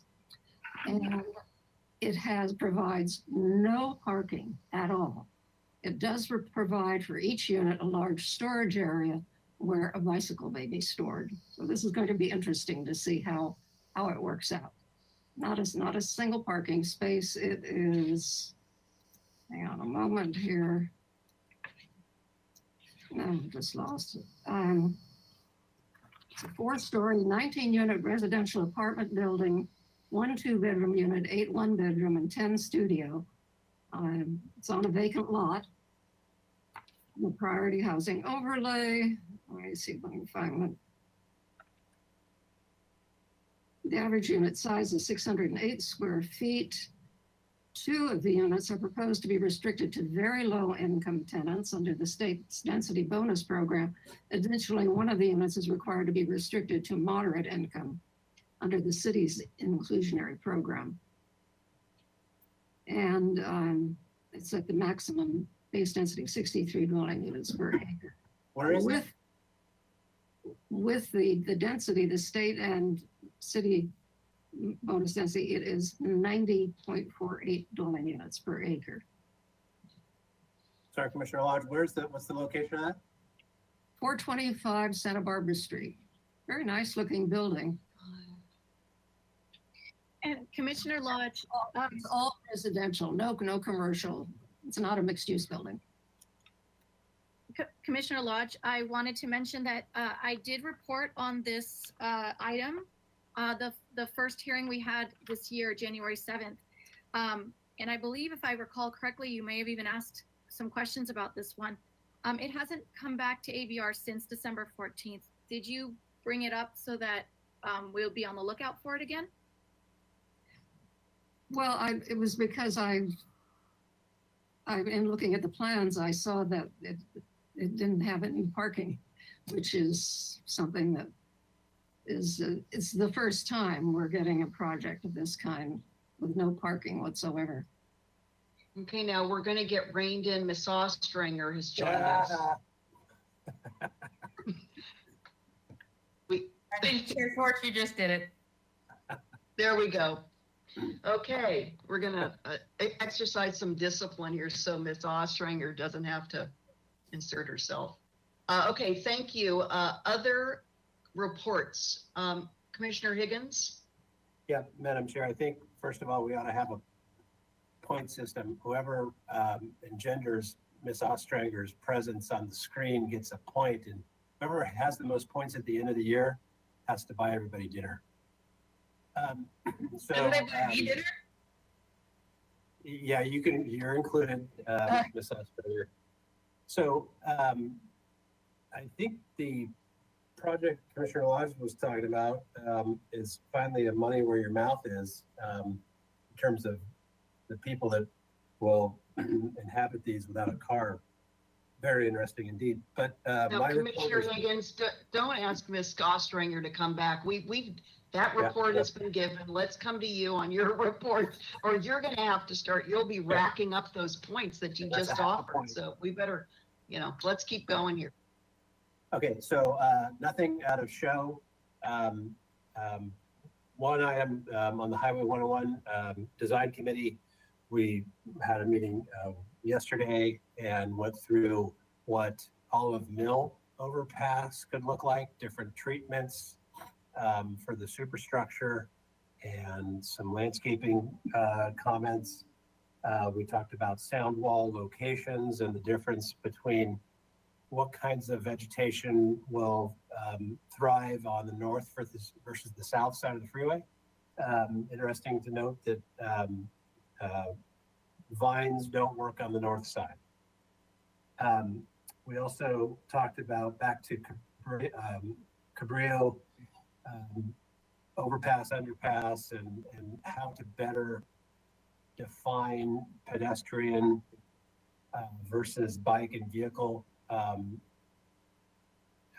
demarcation, I guess, so that there's a safer passageway to separate those. two modes of transit underneath the freeway, and it really was a discussion about what, less is more. So you can really do a lot to distinguish between the two modes of transport. But the committee kind of was heading in a direction of keeping it simple and less urban. Anyway, that happened yesterday. And then of course, Tuesday, I'll just give a quick report because I was the designated PC rep at the city council hearing for the bike share, and Commissioner Lodge was there too. She can chime in too. The council upheld the planning commission's approval on the bike share, but they couldn't resist cutting up some of the baby and did make a couple of minor modifications, but the project is at least approved now. Who knows whether or not the appellate will take it to the Coastal Commission, but there was much made of how we order policies in terms of priority. We have lots of land use policies to deal with, and so this has come up with our commission a lot, is how to prioritize them. There's a policy in the coastal land use plan about those things that might conflict with air, water, land resources need to be taken in priority over other things like coastal recreation. So that got a lot of attention, and it seemed to me that the council really fell on the side of recreation is more important than, or really what happened was that the notion that the priority for air, land, and water resources wasn't really necessarily tied to aesthetics in terms of a policy worth promoting over recreational opportunities in the coastal zone. So that was sort of indirectly dealt with, but I think it's important for us to note that when we deal with these things, how we have the general plan that talks about housing first, and then everything kind of is in disarray beyond that. But there was some ordering of things, and that was part of the deliberation. So that's my report, Madam Chair. And Commissioner Lodge, if you have anything else to add, you were part of that hearing too. Well, thank you, Madam Chair and Commissioner Higgins. I don't have it in front of me right now, but we weren't presented with we were given a lot of information about all the things in the general plan and in the coastal plan about getting people out of their cars and getting more bicycle use or more other kinds of transportation besides cars.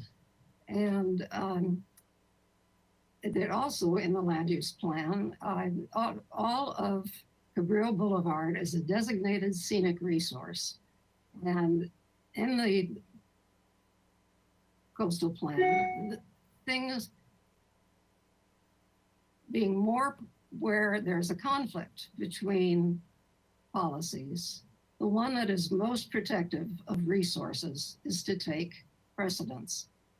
Well, I felt very strongly that in this case, and I actually,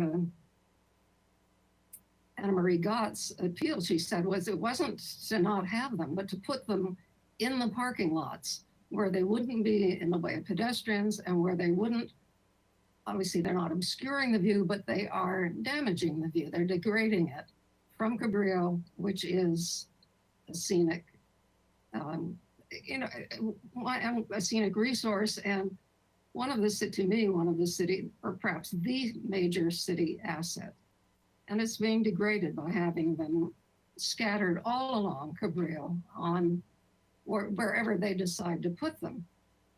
The Planning Commission said that 3 of the kiosks where people who didn't have smartphones could sign up for it, renting these bikes, but only on the mountainside. And the city council said 2 of them on wherever they want them most. Well, obviously they're going to put them on the ocean side.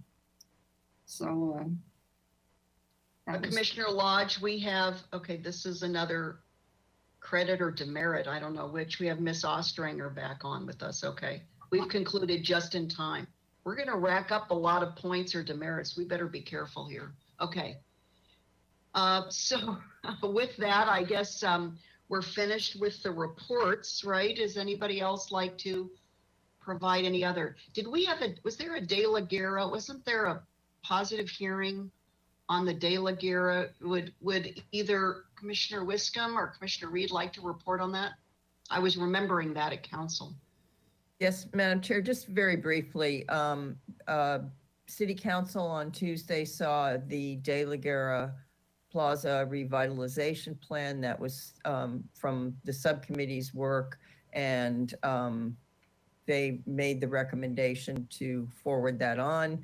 And we also, Ms. Hetrick gave an excellent presentation on the sea level rise adaptation plan on Tuesday, and that got unanimous approval by council, which was great. And what I didn't realize about that when I watched the hearing on Tuesday was that we had 21, count them, 21 sea level rise subcommittee meetings.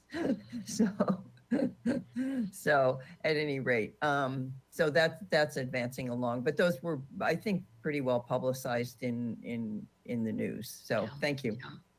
Thank you. And we had an excellent, if I could comment editorially, we had an excellent chair and co-chair. We had Council Member Snedden as our chair and Dave Davis as vice chair. And I think with those two at the helm really helped in cooperation with excellent staff support to make our meetings so productive and very collaborative, I felt, Commissioner Wiscombe.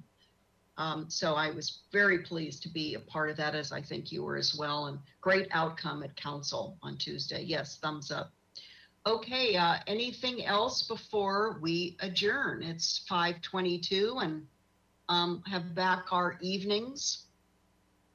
Okay, very good. Thanks to one and all, including staff who are not on screen right now. And with that, our meeting is adjourned until we see each other again. Please stay safe and stay well. Bye-bye.